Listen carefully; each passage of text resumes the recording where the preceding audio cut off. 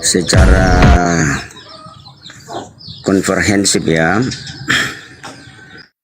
Dan tentunya kalau pernyataan-pernyataan saudara Fandi demikian, memang berdasarkan fakta yang ada. Dia adalah utusan. Utusan ini adalah orang yang dipercayakan untuk melaksanakan tugas. Seperti dalam perjanjian lama itu tugas keimaman.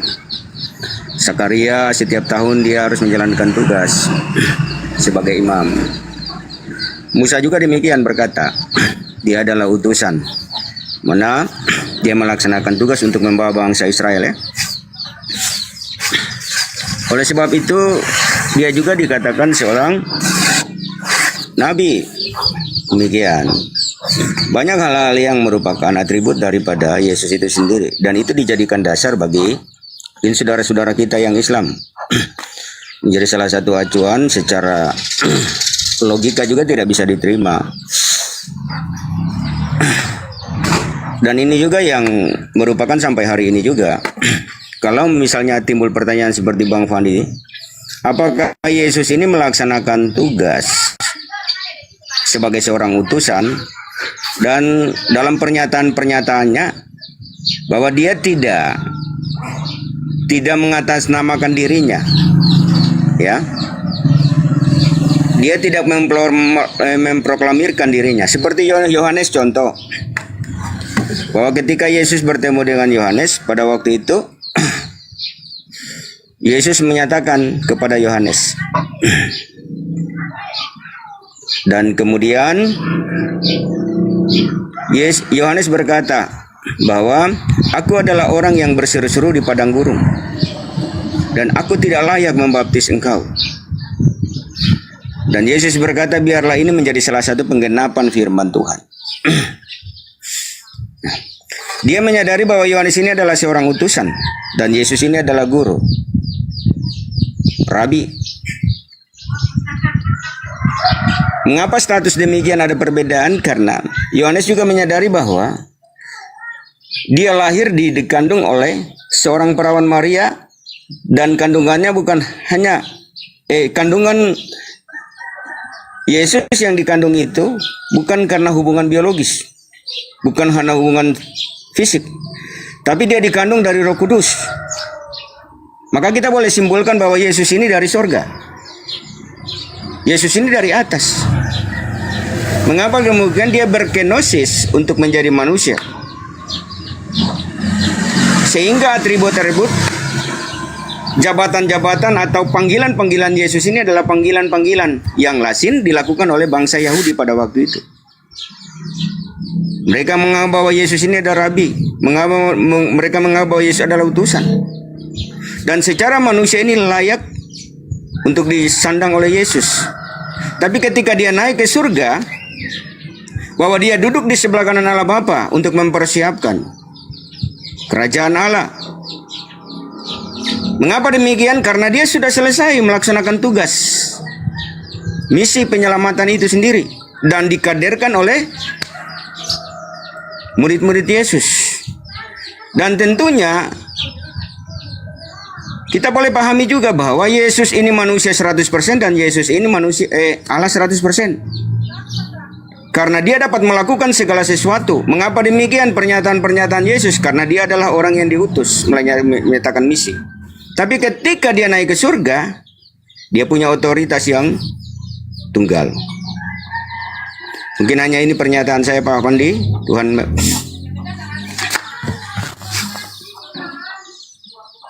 Oke, Bang Fandi, izin. Bang Fandi. Ya, gimana Pak Pendeta? Udah? Ya, mungkin pernyataan saya seperti ini ya.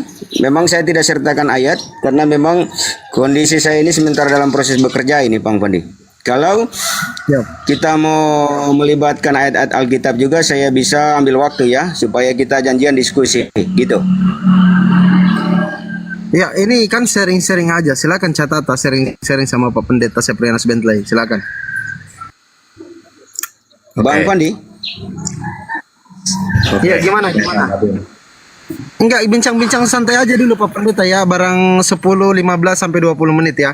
Sharing-sharing aja, nggak usah terlalu tegang lah. Ya, lanjut.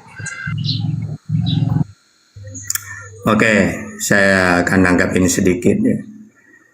Jadi banyak kesalahan Kristen itu tentang ajaran para nabi itu. Mereka tidak mau mempertahankan samawi. Kalau Yesus diutus kan mempertahankan samawi. Jadi Tuhan itu ya di langit kata Yesus. Matius 11:25 atau Lukas 10:21. Oleh Bapakku yang di langit. Aku bersyukur kepadamu Bapa Tuhan langit dan bumi. Itu Matius 11:25. Bapaknya itu di langit, yaitu Matius 18:19, Matius 23 ayat 9. Nah, karena Tuhan itu samawi, maka dia untuk menyelamatkan manusia tidak pernah dia turun sendiri.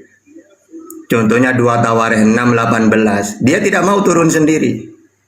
Sehingga dia mengutus, kalau caranya dia menyelamatkan, mengutus Musa. Dulu Israel ini diperbudak oleh Fir'aun. Ya. Akhirnya Tuhan menyelamatkan dengan cara mengutus Musa. Makanya di zamannya Yesus yang mengutus Yesus. Makanya Yesus mengatakan Matius 15:24, aku diutus hanya kepada domba-domba yang hilang dari Israel. Apa artinya utusan itu? Apa maksudnya? Yohanes 3:4, penyampai firman. Kalau Musa menerima firman, ya Taurat itu. Nabi Muhammad menyampaikan firman, mana firman? Al-Quran itu. Jadi, yang firman Tuhan itu adalah firman yang Musa terima kalau dibukukan Taurat. Yang Yesus terima kalau dalam Islam Injil. Yang Nabi Muhammad terima Al-Quran. Sedangkan Yesus, Nabi Muhammad, Musa penyampai firman. Nah, terus yang namanya utusan itu diperkuat oleh mukjizat sebagai bukti bahwa dia utusanku, utusannya Allah. Makanya mukjizat itu dalam Islam amrun khariqun lil adat. Sesuatu yang luar biasa yang tidak bisa dilakukan umumnya manusia. Yang bisa dilakukan hanya manusia yang diutus oleh Allah. Nabi Muhammad membelah bulan, makanan sedikit menjadi banyak. Bahkan kalau saya belajar tentang riwayat-riwayat, Rasulullah menghidupkan orang mati itu sering gitu. Tapi karena memang di dalam ilmu Islam dakwah tidak menggembor-gemborkan mukjizat. Karena Rasulullah selalu berkaca kepada nabi sebelumnya, yaitu Isa. Isa ini karena terlalu banyak mukjizat ditampakkan, orang-orang tahu, akhirnya dituhankan dia. Makanya Nabi Muhammad yang digemborkan mukjizat terbesar Al-Quran, bukan membelah bulan, bukan menghidupkan orang mati. Takutnya orang salah paham. Karena orang pagan ini ketika ada orang hebat bisa menghidupkan orang mati, disangka Tuhan dia gitu. Padahal mukjizat itu pemberian Tuhan. Kalau dalam Bible Kisah Para Rasul 2:22, mukjizat itu pemberian Tuhan.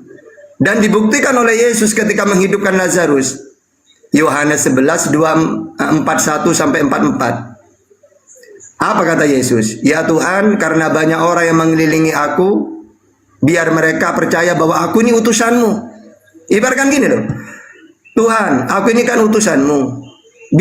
Biar orang-orang ini percaya bahwa aku ini utusanmu. Berikan aku mujizat Tuhan. Karena mereka kan biar terbukti ke mereka bahwa aku ini utusanmu. Sebagaimana Musa, orang percaya dia utusan karena dia bisa membelah laut. Jadi mujizat itu ditampakkan supaya orang-orang percaya sebagai utusan Tuhan, bukan sebagai Tuhan yang terlahir. Yesus kelahirannya tanpa ayah gitu tidak masalah. Bukan hanya Yesus. Ada 3 manusia yang mustahil punya anak, tapi Allah beri anak. Pertama, Elizabeth mandul dia. Coba baca di dalam Lukas 1 ayat 7. Dia mandul, tapi Tuhan memberi anak dengan cara mengutus malaikat. Dalam Lukas 1 ayat 11. Yang kedua, Maria itu perawan, mustahil punya anak. Makanya Tuhan memberi anak dengan cara mengutus malaikat. Lukas 1 ayat 26. Jadi jangan cuma fokus ke Yesus gitu loh. Yesus gara-gara dia lahir tanpa ayah kok diheboh-hebohkan. Padahal ada 3 wanita, Elizabeth, Maria, Sarah. Kalau Elizabeth dengan Sarah itu mandul, tidak mungkin punya anak. Makanya disuruh nikah lagi sama Abraham, disuruh nikah lagi sama Sarah. Karena sudah mustahil punya anak, udah tua gitu ya.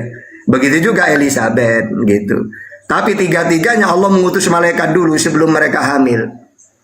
Gitu. Jadi lahirnya 3 bayi ini, Yohanes, Yesus, Ishak, ini hadiah dari Tuhan. Gitu ya. Oke, itu dulu, silakan. Baik, silakan Pak Pendeta Seprianus Bentley. Lanjut. Ya, kita tidak menyangkal itu. Memang kalau dihubungkan dengan peristiwa-peristiwa yang Yesus lakukan, tentunya ada dasar yang kita angkat.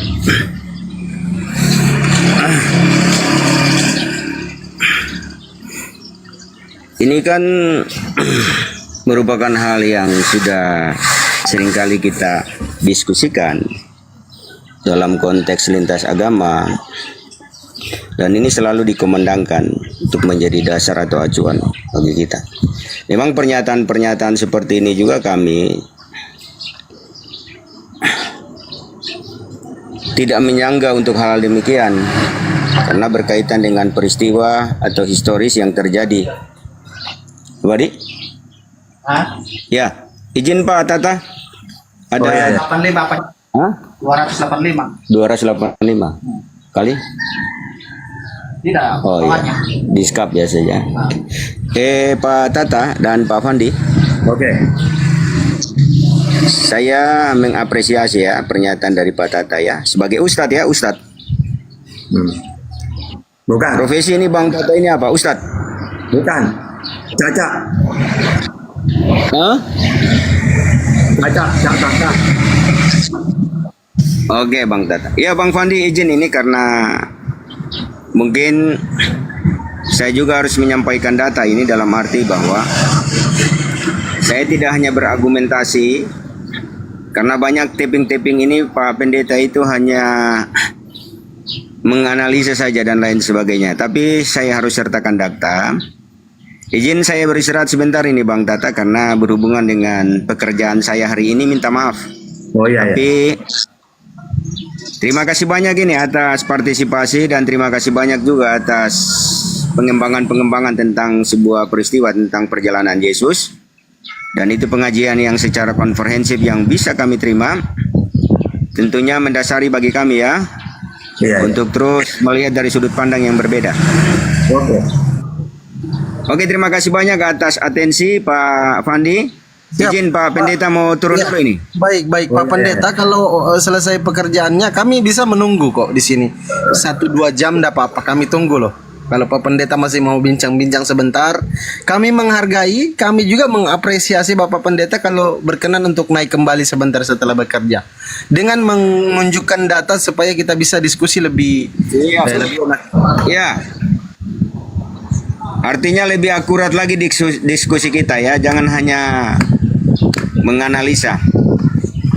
Siap Pak Pendeta, terima Oke, kasih. terima kasih Bang Fandi. Siap. Makasih Pak Pendeta. Salam toleransi. Salam toleransi. Ya, makasih.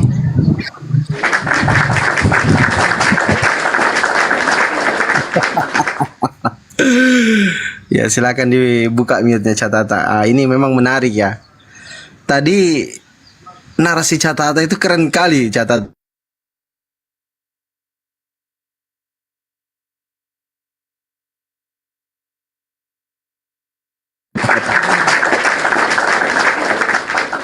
Ya, teman-teman, kita tutup kamera dulu ya. Kita lagi mau ngopi-ngopi. Ngertilah kawan-kawan ya. Ini lagi mau ngopi-ngopi. Silakan teman-teman Kristen yang lain, mungkin ada yang mau naik. Kebetulan narasumber kita sudah ada, Catata. Layarnya di tap-tap ya, dikencangin tap-tapnya. Silakan teman-teman Kristen typing dulu di bawah. Saya Kristen bang, mau naikkan saya biar saya bisa bincang-bincang dengan Cak Tata, kan gitu. Silakan teman-teman di tap-tap juga ya, dikencangin tap-tapnya. Baik, Bang Apologetik, Kristen atau Muslim bang? Kristen bang. Oke, ada yang mau ditanyakan mungkin tentang Islam? Silakan. Tapi kalau bisa menghindar kasih, dulu Bang. dari suara keributan ya. Kalau bisa jangan terlalu noise tempatnya gitu supaya enak diskusinya. Oh, Ya, oh ini kedengaran ada noise gak bang suara saya bang? ya ribut-ribut anak-anak di situ. Coba kondisikan dulu. Ya, saya usahakan ya bang. Sebentar ya bang, sebentar. Siap, siap brother, siap.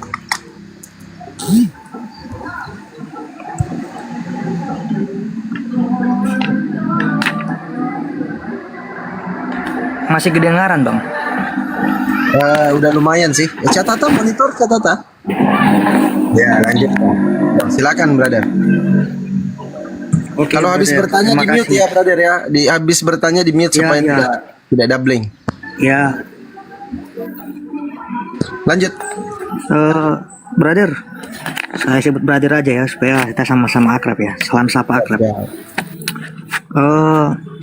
Sebelum saya mau bertanya brother, kalau misalnya sekiranya ada bentuk pertanyaan saya yang kurang jelas, mohon dikoreksi ya, atau bisa ditanyakan kembali kepada saya supaya mungkin saya bisa memperbaiki pertanyaan saya. Lanjut brother, lanjut. Lanjut. Ya, pertanyaan saya brother,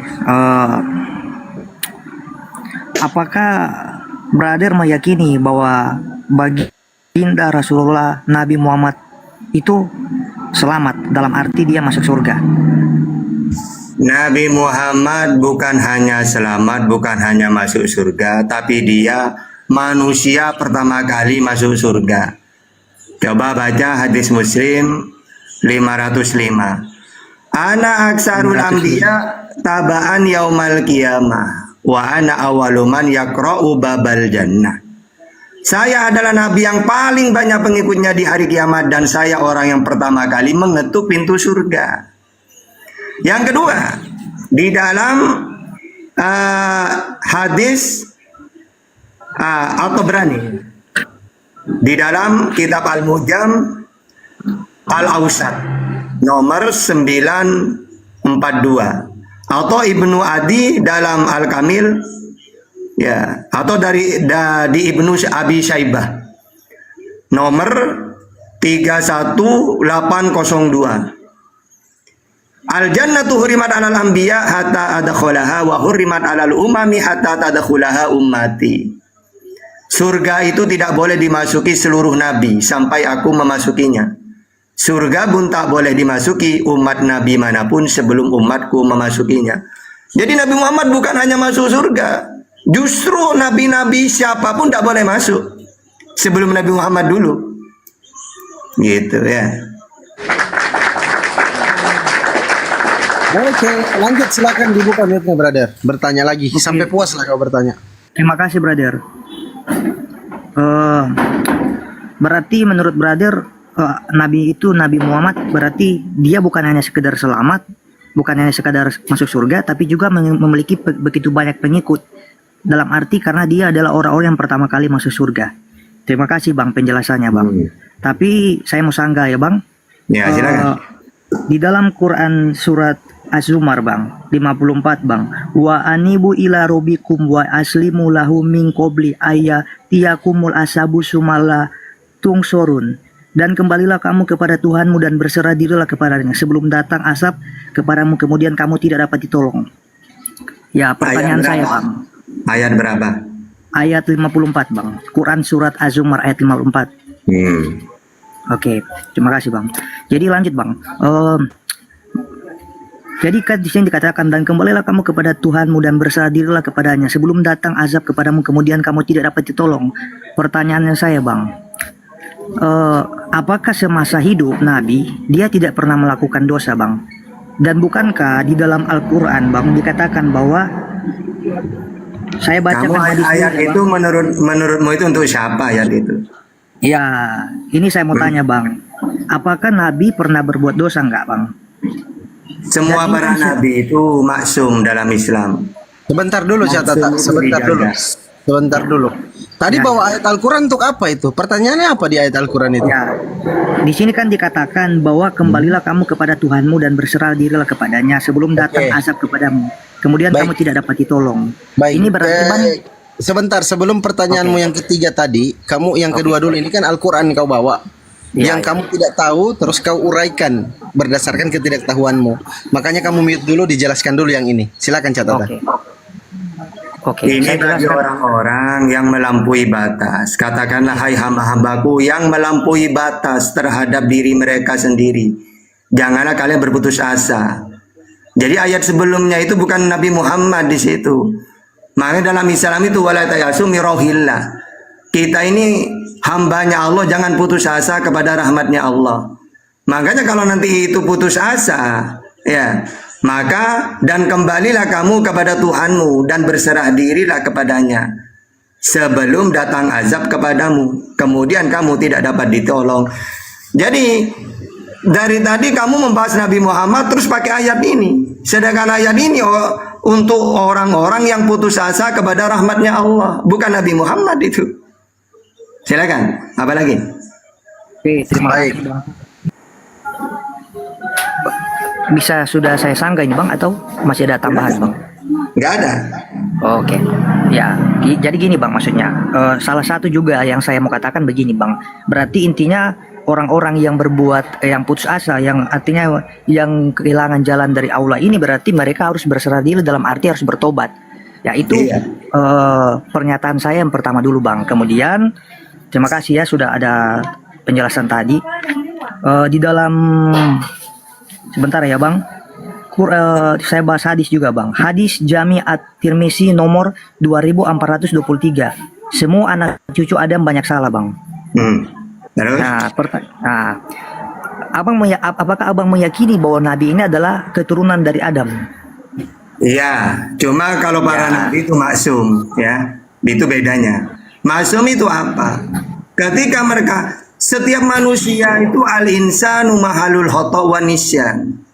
Yang namanya manusia pasti tidak luput dari salah dan lupa. Cuma bedanya kalau para nabi maksum itu dijaga oleh Allah. Dalam segi kemanusiaan dia bisa lupa, salah, tapi langsung Allah mengingatkan. Itu bedanya. Kalau kita, ketika kita salah, nggak ada yang mengingatkan karena kita bukan nabi. Itulah namanya maksum ya. Oke, silakan. Apa lagi?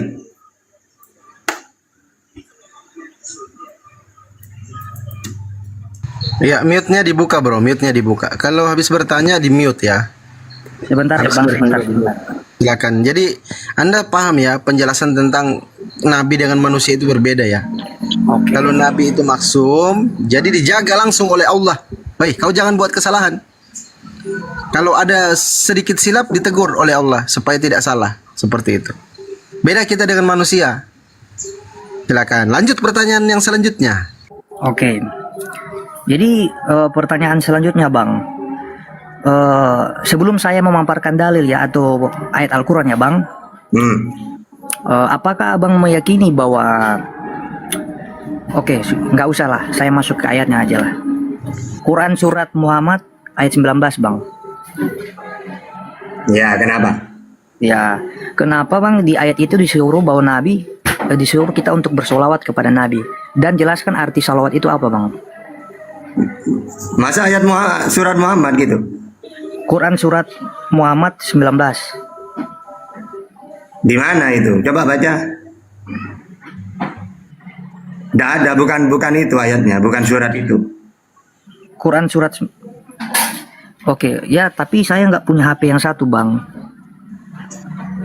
Kalau 19 itu fa'lam annahu la ilaha illallah wastaghfir li dzambika walil mu'minina wal mu'minat wallahu ya'lamu mutaqallabakum wa maswaakum. Bukan ini yang kamu tanyakan, saya tahu itu.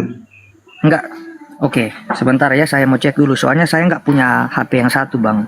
Jadi agaknya kalau misalnya saya beralih dari sini mungkin akan, tapi nggak apa-apa ya Bang. Sebentar Bang, saya cek. Bukan Bang. itu mungkin. Biasanya kawan-kawan Kristen itu membawa baginda Rasulullah Nabi Muhammad itu berwajah masam. Biasanya yang itu sih.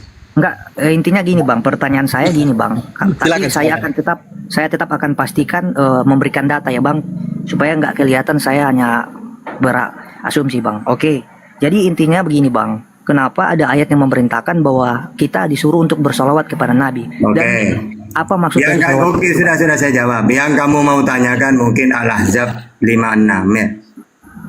Bentar saya cek ya. Allah wa malaikatahu yusholluna ala nabi itu. Sesungguhnya Allah dan malaikatnya itu.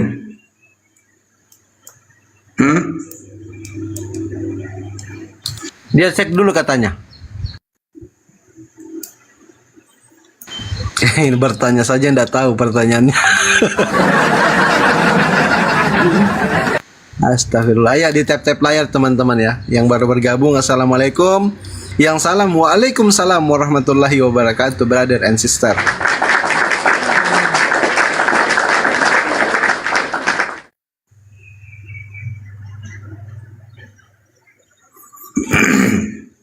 Oke bang, maaf bang.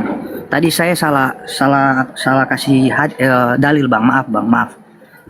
Maksud saya bang, bisa kedengaran suara saya bang? Iya. Oke, Quran surat ini bang. Al-Ahzab. Quran surat 33 ayat 56 bang maksudnya. Iya, Al-Ahzab. Iya, itu. Iya, itu. Ayat Jadi 56, Bang. memahami Al-Quran itu tidak modal terjemahan doa. Harus tahu lafaz yang mustarok. Lafaz mustarok itu apa? Satu kalimat maknanya bisa beda-beda.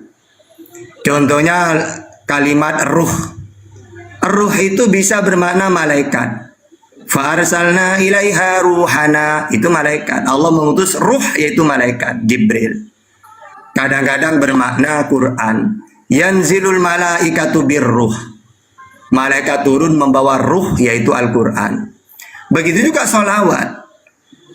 Jadi innallaha wa malaikatahu yusholluna ala nabi. Sesungguhnya Allah dan malaikatnya bersolawat untuk Nabi.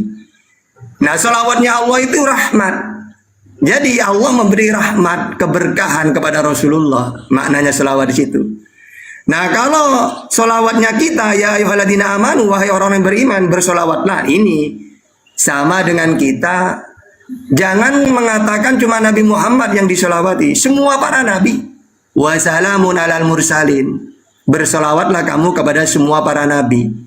Isa alaihi salam. Apa alaihi salam itu? Solawat itu. Musa alaihi salam. Ya. Idris alaihi salam. Jadi kenapa Nabi Muhammad disolawatin? Bukan hanya Nabi Muhammad, semua para nabi. Kita baca solawat. Gitu bang. Jadi solawat di situ. Kenapa Allah baca solawat? Maksudnya Allah memberi rahmat, keberkahan kepada Rasulullah. Maknanya solawatnya Allah kepada Rasulullah. Coba baca Ibnu Katsirnya. Oke, silakan. Tadi kan abang mengatakan kan, jadi saya tanya bang, apakah solawat itu termasuk mendoakan keselamatan untuk Nabi? Maknanya doa, tapi bukan supaya selamat. Enggak, semua para nabi kan kami solawatin kan. Ya berarti Bahkan intinya esensi. Bahkan nabi yang kamu Tuhan kan kami solawatin itu. Alaihi salam, Isa alaihi salam, baginya keselamatan. Oke. Nah, Ya, jadi intinya esensi dari solawat ini bukan berarti mendoakan keselamatan Nabi. nah intinya itu sholawat itu gini loh ya. Ibaratkan ada seorang presiden dilantik, dia jadi presiden. Setelah dilantik, kita sebagai rakyat yang baik mengucapkan selamat. Selamat ya Bapak, Anda sekarang dilantik jadi presiden Republik Indonesia. Presiden tanpa kita mengucapkan kayak itu tetap presiden dia. Tapi kita sebagai rakyat yang baik perlu mengucapkan itu. Sama dengan Rasulullah, para nabi tidak disolawatin, mereka sudah selamat. Tapi kita sebagai umatnya, ya, menjunjung tinggi para nabi. Jadi makna solawat itu bukan berarti tidak selamat didoakan, enggak. Itu ibaratkan selamat ya Bapak Presiden, Anda dilantik. Itu makna seperti itu sebenarnya. Karena para nabi tanpa disolawatin tetap tempatnya surga. Sama dengan Bapak Presiden, tanpa kita mengucapkan selamat tetap jadi presiden dia yang sudah dilantik kok. Nah, kayak gitu maknanya sholawat itu. Oke, Terima kasih bang. Lanjut bang. Tadi kan abang mengatakan kepada saya bahwa semua nabi itu intinya tidak dikatakan bahwa mereka itu tidak masuk surga ya? Pasti mereka selamat bang. Pasti. Oke, pasti itu selamat. Itu kan perkataan abang tadi. Oke, jadi gini bang, yang saya maksud adalah begini. Tadi kan abang mengatakan bahwa semua nabi itu pasti selamat bang. Oke, ya. Berarti abang mengatakan bahwa sekalipun dalam kehidupan Nabi Muhammad, berarti abang mengatakan bahwa nabi tidak pernah berdusta, nabi tidak pernah berbuat kesalahan dan dosa. Iya. Oke. Silakan. Jadi gini bang, bagaimana bang dengan ayat yang mengatakan bang di dalam Quran, saya mau awali juga dengan ini ya, Quran surat Maryam ayat 19, Isa adalah anak laki-laki yang suci. Jadi Oke. saya mau tanya sini bang, Isa itu diutus untuk Israel, wa rasulan ila bani Israel, Ali Imran 49. bukan Tapi itu dia bang. oleh umatnya dihina, dikatakan anak zina. Ya. Ya, Akhirnya Allah menurunkan Al-Qur'an menjelaskan bahwa dia anak yang suci. Jangan kamu hina wahai Israel. Kenapa? Ketika aku mengutus utusan kepadamu yaitu Isa, kamu tuduh dia anak zina lah. Orang pokoknya sangat buruk lah. Nah, Padahal dia saya tidak membantah bang, saya tidak mengatakan. Jadi saya mengikuti persepsi Al-Quran di sini. Jadi maksud pertanyaan saya mengikuti persepsi Al-Quran. Jadi gini. iya, makanya saya jelasin kan. Oke. Jadi sebelum abang jelaskan supaya abang juga mau maksud pertanyaan saya gini. Isa adalah anak yang suci. Ya. Sesuai dengan yang apa abang katakan tadi bahwa semua nabi termasuk Isa adalah anak yang suci dan mereka ini adalah penghuni surga. Terus? Ya, oke. Jadi kalau di ayat ini kriteria suci itu apakah bisa dikatakan bahwa dia seumur hidupnya tidak berbuat dosa? Tidak gini. Kenapa cuma Nabi Isa yang dijelaskan dalam Al-Quran anak yang suci? Karena cuma dia yang dituduh oleh umatnya anak zina. Musa kan tidak ada yang menuduh dia anak zina. Sehingga kalau ditanya, Tata, kenapa dalam Al-Quranmu Isa itu anak suci? Kok Muhammad tidak dijelaskan, Musa tidak dijelaskan? Karena Nabi Muhammad dan Nabi Musa dan Nabi-Nabi yang lain tidak ada yang menuduh zina. Mereka punya ayah. Sedangkan Isa dituduh yang macam-macam. Sehingga Al-Quran mengharumkan nama dia. Dia walaupun lahir tanpa ayah tetap suci. Karena aku ciptakan dengan wa kalimatuhu alqaha ila Maryam. Aku ciptakan dia dengan kalimat kun. Gitu. Silakan. Apa lagi? Makasih bang. Jadi maksud suci di sini oleh karena ada satu penghinaan kepada Nabi Isa, makanya dia dikatakan anak yang suci. Jadi yang pertanyaan saya gini bang. Jadi adakah ayat yang memvalidasi atau yang melegitimasi bahwa setiap nabi yang berdosa itu dia tidak diperhitungkan dosanya oleh Allah di dalam Al-Quran? Kata Itu yang saya maksum mau itu tanyakan. bang, maksum itu semua para nabi sudah maksum itu dijaga oleh Allah dan Bisa sudah berikan datanya dimaafkan bang oleh Allah. dalam Al-Quran bang supaya saya mengerti bang. Loh, kami umat Islam la nufarriqu baina ahadim minhum. Kami tidak membeda-bedakan semua para nabi, mereka semua manusia pilihan. Jadi kata-kata la nufarriqu baina ahadim minhum itu kami tidak membeda-bedakan para nabi itu mulia karena mereka utusan Tuhan. Jadi gak usah begini, mana nabi ini suci, mana? Intinya semua para nabi itu maksum, la nufarriqu baina ahadim minhum, kami tidak membeda-bedakan. Gitu. Berarti sama di sisi Allah itu mulia mereka. Nah, kita wajib memuliakan. Makanya kita baca sholawat Musa alaihi salam, Ibrahim alaihi salam, Ismail alaihi salam. Nah, karena kami tidak membeda-bedakan. Ya, jadi gini kan bang, jadi kan setiap nabi kan dia kan manusia biasa. Ya, apakah abang percaya bahwa dari manusia biasa ini dia tidak pernah melakukan dosa? Loh, udah maksum kok, semua para nabi maksum, gimana sih? Jadi bisa jelaskan, saya nggak ngerti apa tuh arti maksum itu. Maksum itu dijaga bang. Ketika dia mau melakukan salah, langsung oleh Allah ditegur dia. Tidak bisa dia melakukan kesalahan. Ibaratkan gini loh bang, ada anak kecil yang satu dijaga, yang satu tidak dijaga. Yang potensi melakukan kesalahan, yang dijaga atau yang tidak? yang berpotensi melakukan kesalahan yang Ya, dijaga misalnya atau ada, tidak dijaga. misalnya rumahnya ada di depan jalan raya misalnya. Kalau anak umur 2 tahun, 3 tahun dijaga kan? Nah, kalau tidak dijaga takutnya nanti ke depan, ke jalan raya. Nah, para nabi itu ibaratkan anak kecil itu dijaga. Sehingga dia mau keluar, ada yang jangan keluar banyak mobil. Nah, coba jangan dijaga. Kita ini tidak dijaga, kita ini. Andai kan kita berbuat salah, siapa yang mengingatkan? Ya kita sendiri harus tahu. Oh, ini tidak boleh, gitu. Tapi kalau para nabi dijaga maksum itu, dia mau berbuat apapun oleh Allah sudah dikontrol ya. Nah, jadi Nabi kan adalah seorang yang membawa perintah Allah. Terus? Benar nggak Bang? Ya. Jadi saya percaya bahwa setiap Nabi pasti tahu aturan etika dan moralitas dalam hidupnya. Apalagi dia sebagai hamba Allah, sebagai Nabi Allah. Nah, Terus? andai kata Abang berkata tadi bahwa setiap Nabi itu dijaga, berarti intinya gini Bang, seorang Nabi tidak mampu menjaga dirinya sendiri karena dia adalah manusia biasa.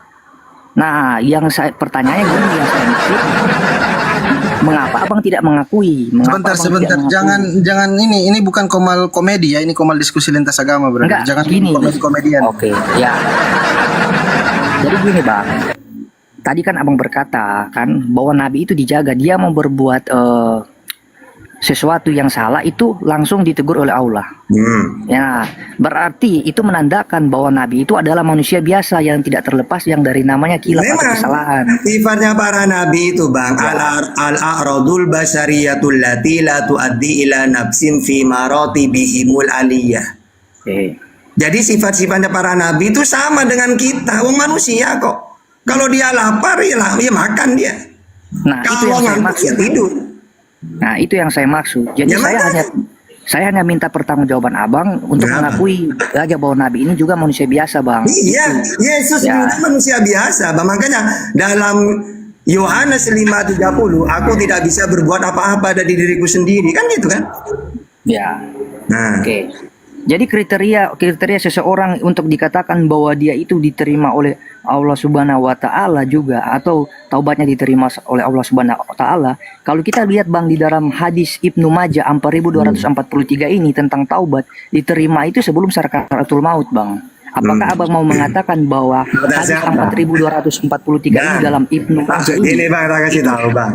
Tobat itu tidak usah nunggu mati Bang. Az-Zumar 53. Innallaha yaghfiru dzunuba jami'a innahu huwal ghafurur rahim. Sesungguhnya Allah itu Maha penerima maaf.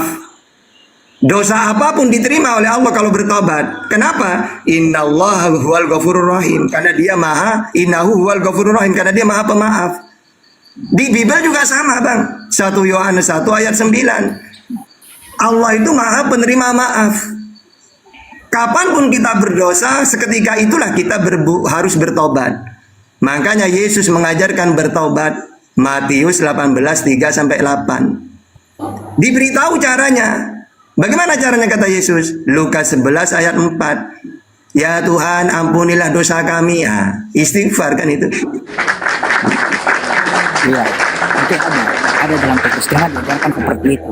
Jadi gini, pertanyaan saya gini, apakah ketika ada seseorang yang belum bertobat dan maksudnya gini, apakah ketika seseorang yang belum sempat bertobat dan dia sudah mati, apakah dia selamat? Saya mau tanya Bang, bagaimana dengan posisi misalnya seorang Muslim yang belum bertobat, lalu dia Nah, mati? kalau dia tidak bertobat, Gimana maka itu? dia meninggal dengan keadaan dosa. Ya, Makanya Berarti kata intinya- Yesus, kalau kamu tidak bertobat seperti anak kecil ini, maka kamu tidak akan memasuki kerajaan surga. Sama di Islam juga gitu. Saya ini Bang, menguasai Quran, hadis, Bible Bang. Kamu nanya ke saya, akan kasih 3 dalil nanti. Ayo. enggak tanya Bang. Saya enggak tanya Abang kuasai Bible, mau kuasai Al-Quran atau hadis. Saya enggak peduli Bang. Intinya Nah. yang saya mau tanyakan ini aja. Jadi Apa? gini toh. Ya, berarti intinya walaupun dia seorang muslim, sekalipun dia seorang muslim, ketika dia mati dan belum bertobat, intinya dia tetap masuk neraka. Nah dia berarti dia meninggal dalam keadaan berdosa karena Ya. dosanya Berarti tidak setuju dong Bang. belum dia minta maaf kepada Allah. Tapi dia mempunyai kunci surga karena kunci surga itu dalam Islam la ilaha illallah Muhammadur Rasulullah. Tiada Tuhan selain Allah, Nabi Muhammad utusannya Allah.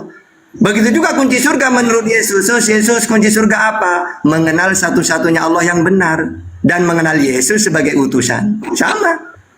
Jadi sudah saya obok-obok Bible itu tidak ada masuk surga itu mentuhankan Yesus, gak ada. Iya, ini berbicara mengenai perilaku. Saya tidak pernah mengatakan bahwa seorang Kristen sekalipun percaya Yesus, tapi di dalam kekristenan keselamatan yang sudah Yesus berikan itu. Abang percaya ke Yesus sebagai apa?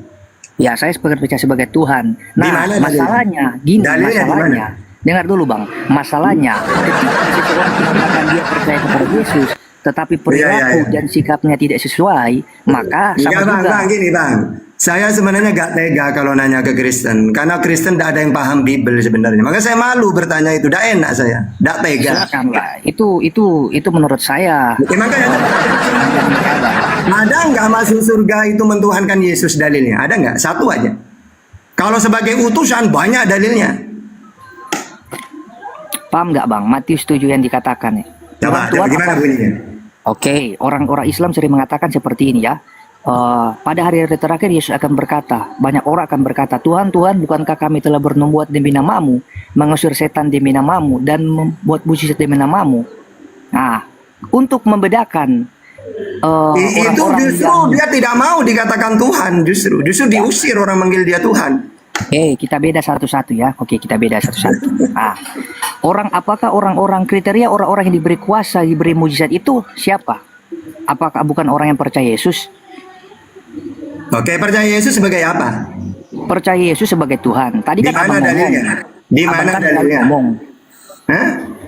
Abang kan ngomong tadi, itu di dalam Matius. Enggak, gini aja, kita untuk membedakan yang Abang maksud, kita itu belajar beda satu-satu kata-kata. Orang Islam seringkali menuduh kami orang Kristen, bahwa orang Kristen itu ditolak masuk surga ketika menuhankan Yesus. Nah, saya tanya balik juga, kriteria orang-orang yang disebut sebagai orang yang menerima kuasa untuk mengadakan mujizat, tanda-tanda ajaib di dalam kitab Matius itu, mujizat itu orang yang Anda tidak paham Bible. Mujizat itu diberikan supaya diakui sebagai Tuhan atau sebagai utusan Tuhan, Bang?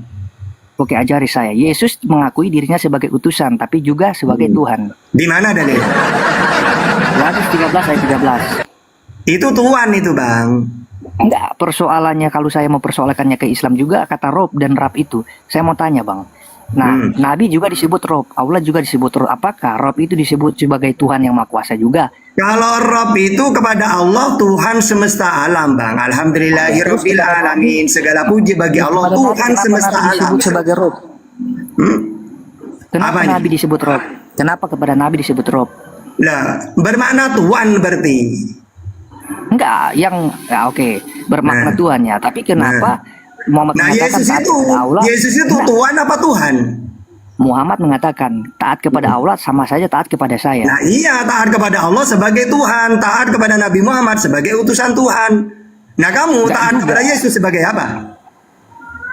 Ya, saya taat dia sebagai Tuhan. Jadi mana dan Yohanes 13 ayat 13. Oke. Tidak ada. Itu Tuhan, Bang. Sekarang aku nanya, Tuhan yang benar menurut Yesus siapa? Oke. Yohanes 17 ayat 2. Mengenal satu-satunya Allah yang benar dan mengenal Yesus Kristus ayat yang Engkau utus. Salah itu 17:3, bukan 17:2, salah ya, baca ayat saja salah. 17:3. Enggak apa-apalah. Tapi gini, berarti di dalam Yohanes 17:3 itu dan mengenal Yesus sebagai apa di situ? Utusan. Saya mengakui dia sebagai utusan. Yang saya tanya sebagai Tuhan yang mana ayatnya? Oke. Tapi sebelum saya lanjut gini, apakah Abang mempercayai utusannya sebagai utusan? Kenapa? Sebelum saya lanjut, apakah Abang hanya mempercayai kata-kata Yesus sebagai utusan, lalu kata-kata Alkitab yang lain juga Abang tidak percaya? Yang mana? Yang lain itu yang mana? Iya, yang lain maksudnya. Yang mana itu? Yang lain itu? Misalnya contoh, dia disebut sebagai anak Allah. Misalnya, tapi orang Islam mengatakan masa Allah memperanakan apakah dia manusia sehingga anak Allah itu bukan hanya Yesus, Bang. Anak Allah itu tunggu dulu, Bang, tak jelas sih. Anda dah paham Bible. Bang. Adam disebut enggak, saya tak paham. Dijelaskan konsep dulu anak bro, Allah. bro. Brother, Tunggu dijelaskan dulu, dulu. Bang. Tunggu. Anak Banyak Allah itu banget. bukan hanya Yesus. Orang yang membawa damai disebut anak Allah. Matius 5 ayat 9. Orang yang dibimbing oleh Roh Allah disebut anak Allah. Roman 8:14. Salomo disebut anakku, anak Allah. 2 Samuel 7:14. Orang-orang Israel disebut anak Allah. Keluaran 4:22. Apakah mereka Tuhan juga semuanya? Bisa saya jawab? Silakan. Oke, saya jawab. Ada juga satu yang abang lupakan, termasuk Apa? Adam ya. Ya, termasuk Adam. Saya tambahkan Benar. Adam juga disebut sebagai anak Allah. Berarti Tuhan juga. Enggak, sebentar. Ini belum masuk dalam penjelasan.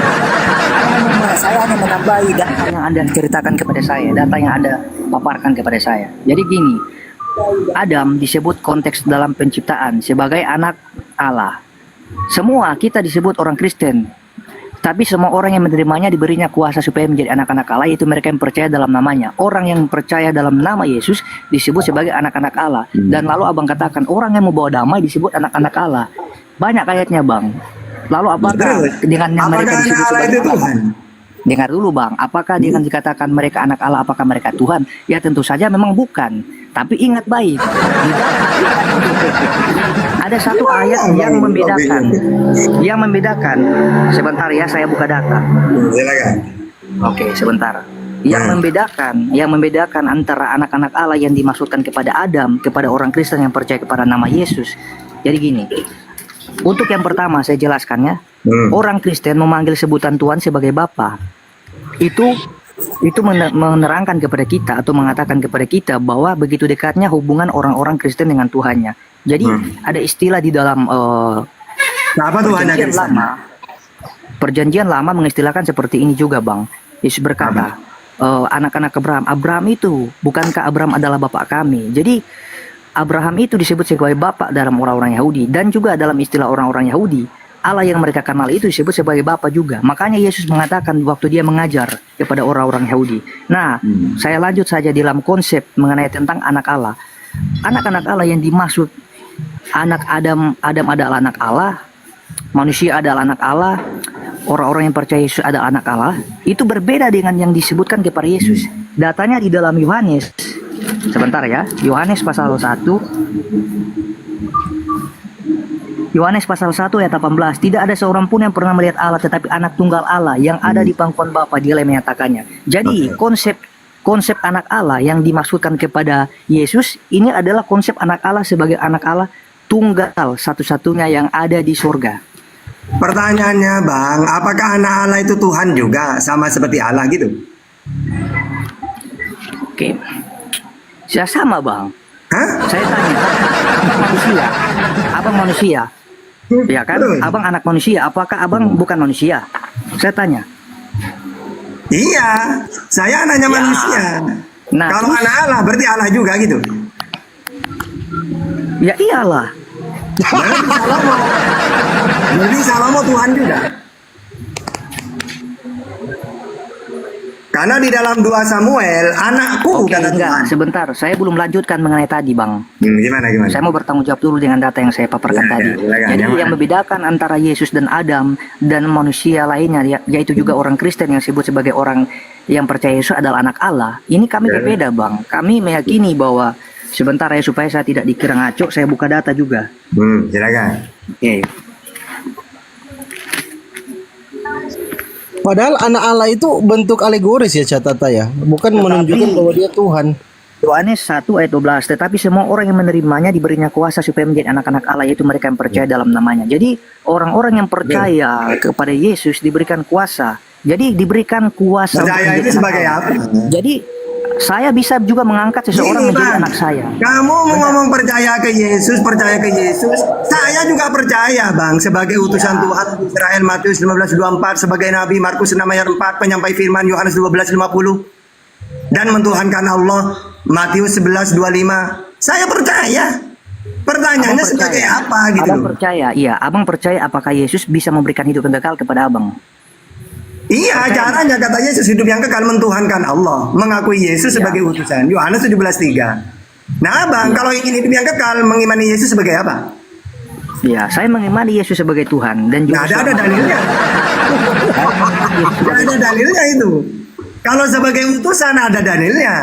Hidup yang kekal itu mengaku Yesus sebagai utusan. Dalilnya banyak. Kalau sebagai Tuhan nggak ada, Bang.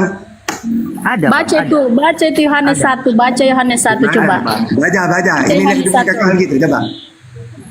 Ayo. Itu jelas-jelas firman yang telah menjadi manusia. Apa firman itu? Apa artinya firman itu? Pada Apa? mulanya adalah firman itu bersama-sama dengan Allah, dan firman itu adalah Oke. Allah. Udah jelas-jelas. Berarti firman itu Allah Jelas-jelas sendiri. Allah.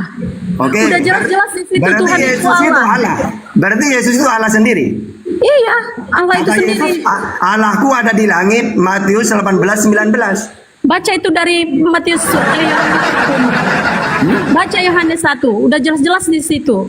Iya, berarti Yesus itu Allah gitu. Kan firman adalah Allah. Ya udah, Yesus datang ke dunia kan sebagai Sebagai apa? manusia, dia datang ke dunia. Berarti kamu mentuhankan manusia. Bukan, kami kan Tuhan Yesus. Mana dalilnya Yesus Tuhan? Baca itu Yohanes 1. Gak ada di situ firman. Baca itu Yohanes 11 ayat 25 sampai 26. Coba Baca baca. itu Yohanes. Coba baca. Baca itu Yohanes itu. Udah Coba jelas-jelas baca. di situ. Ya jelas itu di mana? Coba baca. Baca itu Yohanes 3 ayat 16. Karena begitu besar kasih Allah akan dunia ini, sehingga ia telah mengaruniakan anaknya yang tunggal. Terus? Itu udah jelas-jelas Tuhan. Ya, anaknya, Yesus. anak itu Tuhan apa bukan? Kamu nggak ngerti, dikasih tahu pun kamu nggak paham. Lu gimana sih? Baca itu Yohanes itu. Mengutus anaknya. Walaupun Firman sama yang mau itu telah- anak di situ. Firman yang telah Oke. menjadi manusia. Oke. Udah jelas-jelas Ada di firman situ itu firman dapat itu menjadi Allah. Gini Kata sederhananya Yesus, Yesus itu bukan firman jadi manusia, tapi manusia yang menerima firman. Yohanes 12:50. Apa yang aku sampaikan sesuai dengan apa yang difirmankan oleh Allah kepadaku. Jadi dia itu manusia yang menerima firman, bukan Kamu firman jadi manusia. nggak ngerti. Kamu nggak dikasih tahu nggak ngerti. Ya kamu loh. udah ngerti dalil kok. Gini Kamu yang nggak sederhananya ngerti gini. dalil. Ayo kita perang dalil kita. Ayo silakan. Mana ayatnya Yesus? Baca Yohanes 14 ayat 6. Kata Yesus kepadanya, Akulah jalan kebenaran dan hidup. Tidak ada Jalan yang menuju ke siapa? Jalan menuju apa? Kamu nggak ngerti. Jalan menuju siapa? Jawab. Jalan. Itu adalah jalan kepada Allah.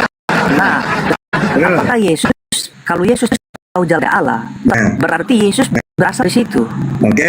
Berarti kalau Yesus dan kepada Allah, berarti yang mana? Yesusnya atau jalannya?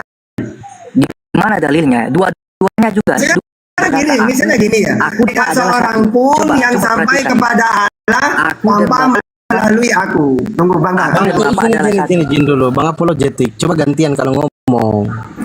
Sekarang gini ya.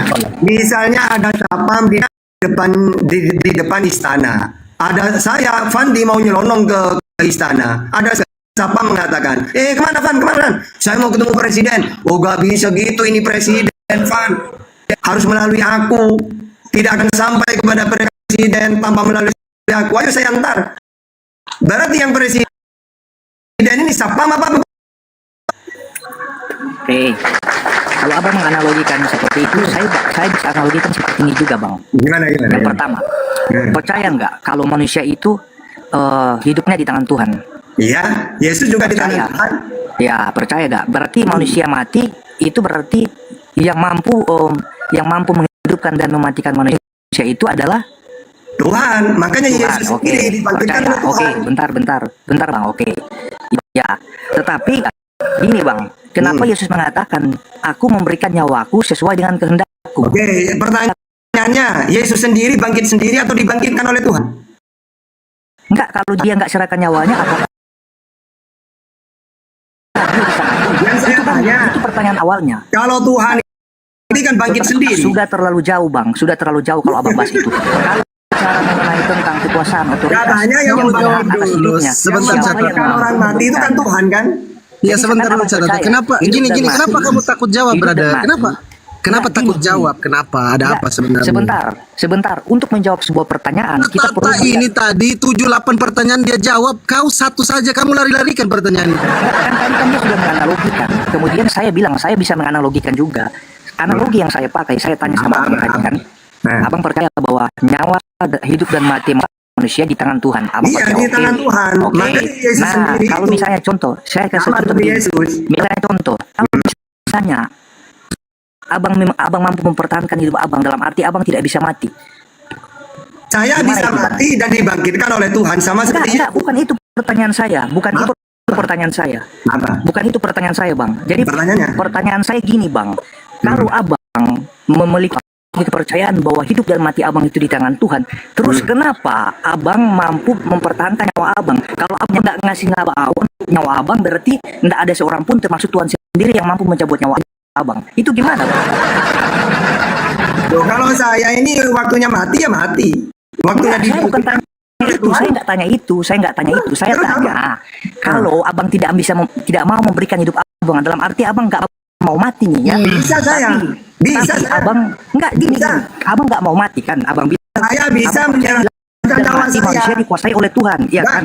Kalau misalnya abang nggak mau mati, gimana itu bang? Apakah Bisa saya bagaimana itu? menyerahkan nyawa saya bisa. Coba, abang juga bisa.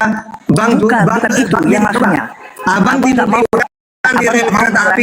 nyawa abang Iya, nggak mau coba. menyerahkan nyawa abang, Sama ya seperti kan? Yesus. Nggak mau Yesus memberikan nyawa menyerahkan abang. nyawanya ke orang Gimana? Romawi. Bagaimana? Kenapa langsung kacau ini apologet, brother apologet. Kalau nggak bisa jawab bilang aja aku nggak bisa jawab, baca tata. Biar ditanya yang lain. Jangan lari-lari dengan ngerocos. Ini bukan komal komedi, brother. Ini komal diskusi akademis, pakai data kita. Jangan lari-lari. Kenapa kayak Oke, saya lari-lari? berikan data. Oke. Saya berikan data. Nah, coba. Ya. Nah. Oke, saya berikan data ya. Sebentar. Sebentar ya. Supaya saya tidak dituduhin mengada-ngada ini. Iya, silakan. Iya, sebentar ya. Saya cek ya, sebentar. Ya, silakan. Kamu kalau pakai Bible percuma, bro. Di sini lebih paham Bible, ya kan?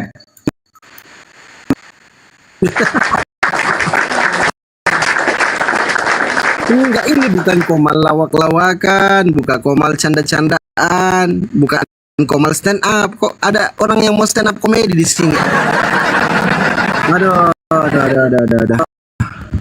Silakan yang Kristen typing ya di bawah. Aku Kristen bang, naikkan aku, gitu ya. Nanti typing di bawah yang Kristen. Di tap-tap layar juga teman-teman ya, biar komalnya kuat ya. Dikencangin tap-tapnya. Kok jadi lawak ya? Padahal mudah loh pertanyaan catatan tadi. Siapa yang membangkitkan Yesus? Ah, macet. Ada Kristen. Silakan teman-teman Kristen typing di bawah. Bang, aku Kristen biar aku naikkan ya. Silakan teman-teman Kristen dikencangin tap-tap layarnya teman-teman. Ini kita agak kurang terus ya tap-tap layar kita ya. Biasanya sudah 300k ini masih 150k. Biasanya sudah 300k. Ayo dikencangin Oke, tap-tapnya yuk. saya berikan data ya. Yohanes 10 ayat 18. Ini pertanyaan abang tadi saya paham bang. Tapi yang saya mau tanyakan, sebelum abang menanyakan itu kepada saya, abang perlu memperhatikan juga bang. Yohanes 10 ayat 18 ya. Tidak ada seorang pun yang mengambilnya daripada aku, melainkan aku memberikannya menurut kehendakku sendiri. Aku berkuasa memberikannya dan berkuasa mengambilnya kembali. Inilah tugas yang kuterima dari Bapakku. Jadi gini bang, abang percaya bahwa hidup dan mati seseorang itu kan dipegang oleh Tuhan. Nah, berarti intinya abang manusia. Karena itu abang mengatakan bahwa hidup dan mati abang dikuasai oleh Tuhan. Dipegang oleh Tuhan. Pertanyaan Catata, saya, aku izin masuk ya catata ya. kenapa Yesus bisa mempertahankan Udah, hidup, jangan, bisa sini memberikan, saya bisa jelaskan. mengambil? Kenapa? Jelaskan. Oke, tunggu. Pertanyaannya, Yesus itu dibunuh apa enggak, Bang? Ya, itu karena apa konsekuensinya akibat dari Yang saya Yesus tanya, memberikan. dia kan disalib, ditombak karena Yesus lambungnya. memberikan. Benar Sudah nggak? dijelaskan dalam Yohanes 10 ayat 18. Yesus Berarti memberikan gini bang, berkuasa. oke, sudah, gantian. Jadi bang, omongan Yesus itu bohong. Tidak ada yang bisa mengambil nyawaku. Romawi bisa ditombak mati dia. Yang kedua, dan aku bisa mengambil nyawaku sendiri. Nyatanya gak bisa. Karena dia dibangkitkan. Kisah Para Rasul 5:30, Kisah Para Rasul 2:32, Roma 10 ayat 9, 1 Korintus 6:14, 2 Korintus 4:14. Jadi omongan Yesus bohong semua. Katanya, tidak ada yang bisa mengambil nyawaku. Kata Roma, sini saya bisa ditombak lambungnya, mati dia.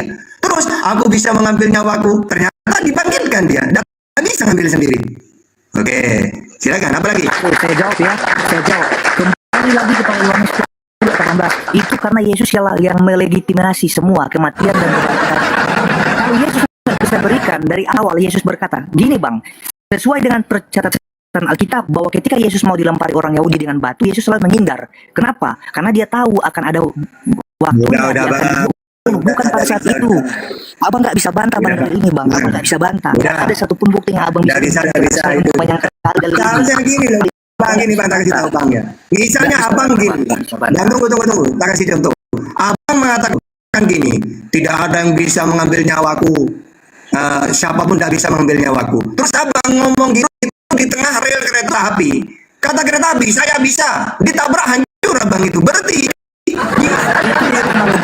Analoginya gampang. ya, buktinya. Seharusnya kalau dia ngomong gini, tidak benar. Catata biar saya saja kalau yang Tunggu dulu sebentar. Jadi seharusnya kalau dia ngomong gini, tidak ada satu pun yang bisa ngambil nyawaku. Seharusnya ketika ditombak atau apapun tidak bisa, mati dia. Nyatanya dia mati kok. Ayo.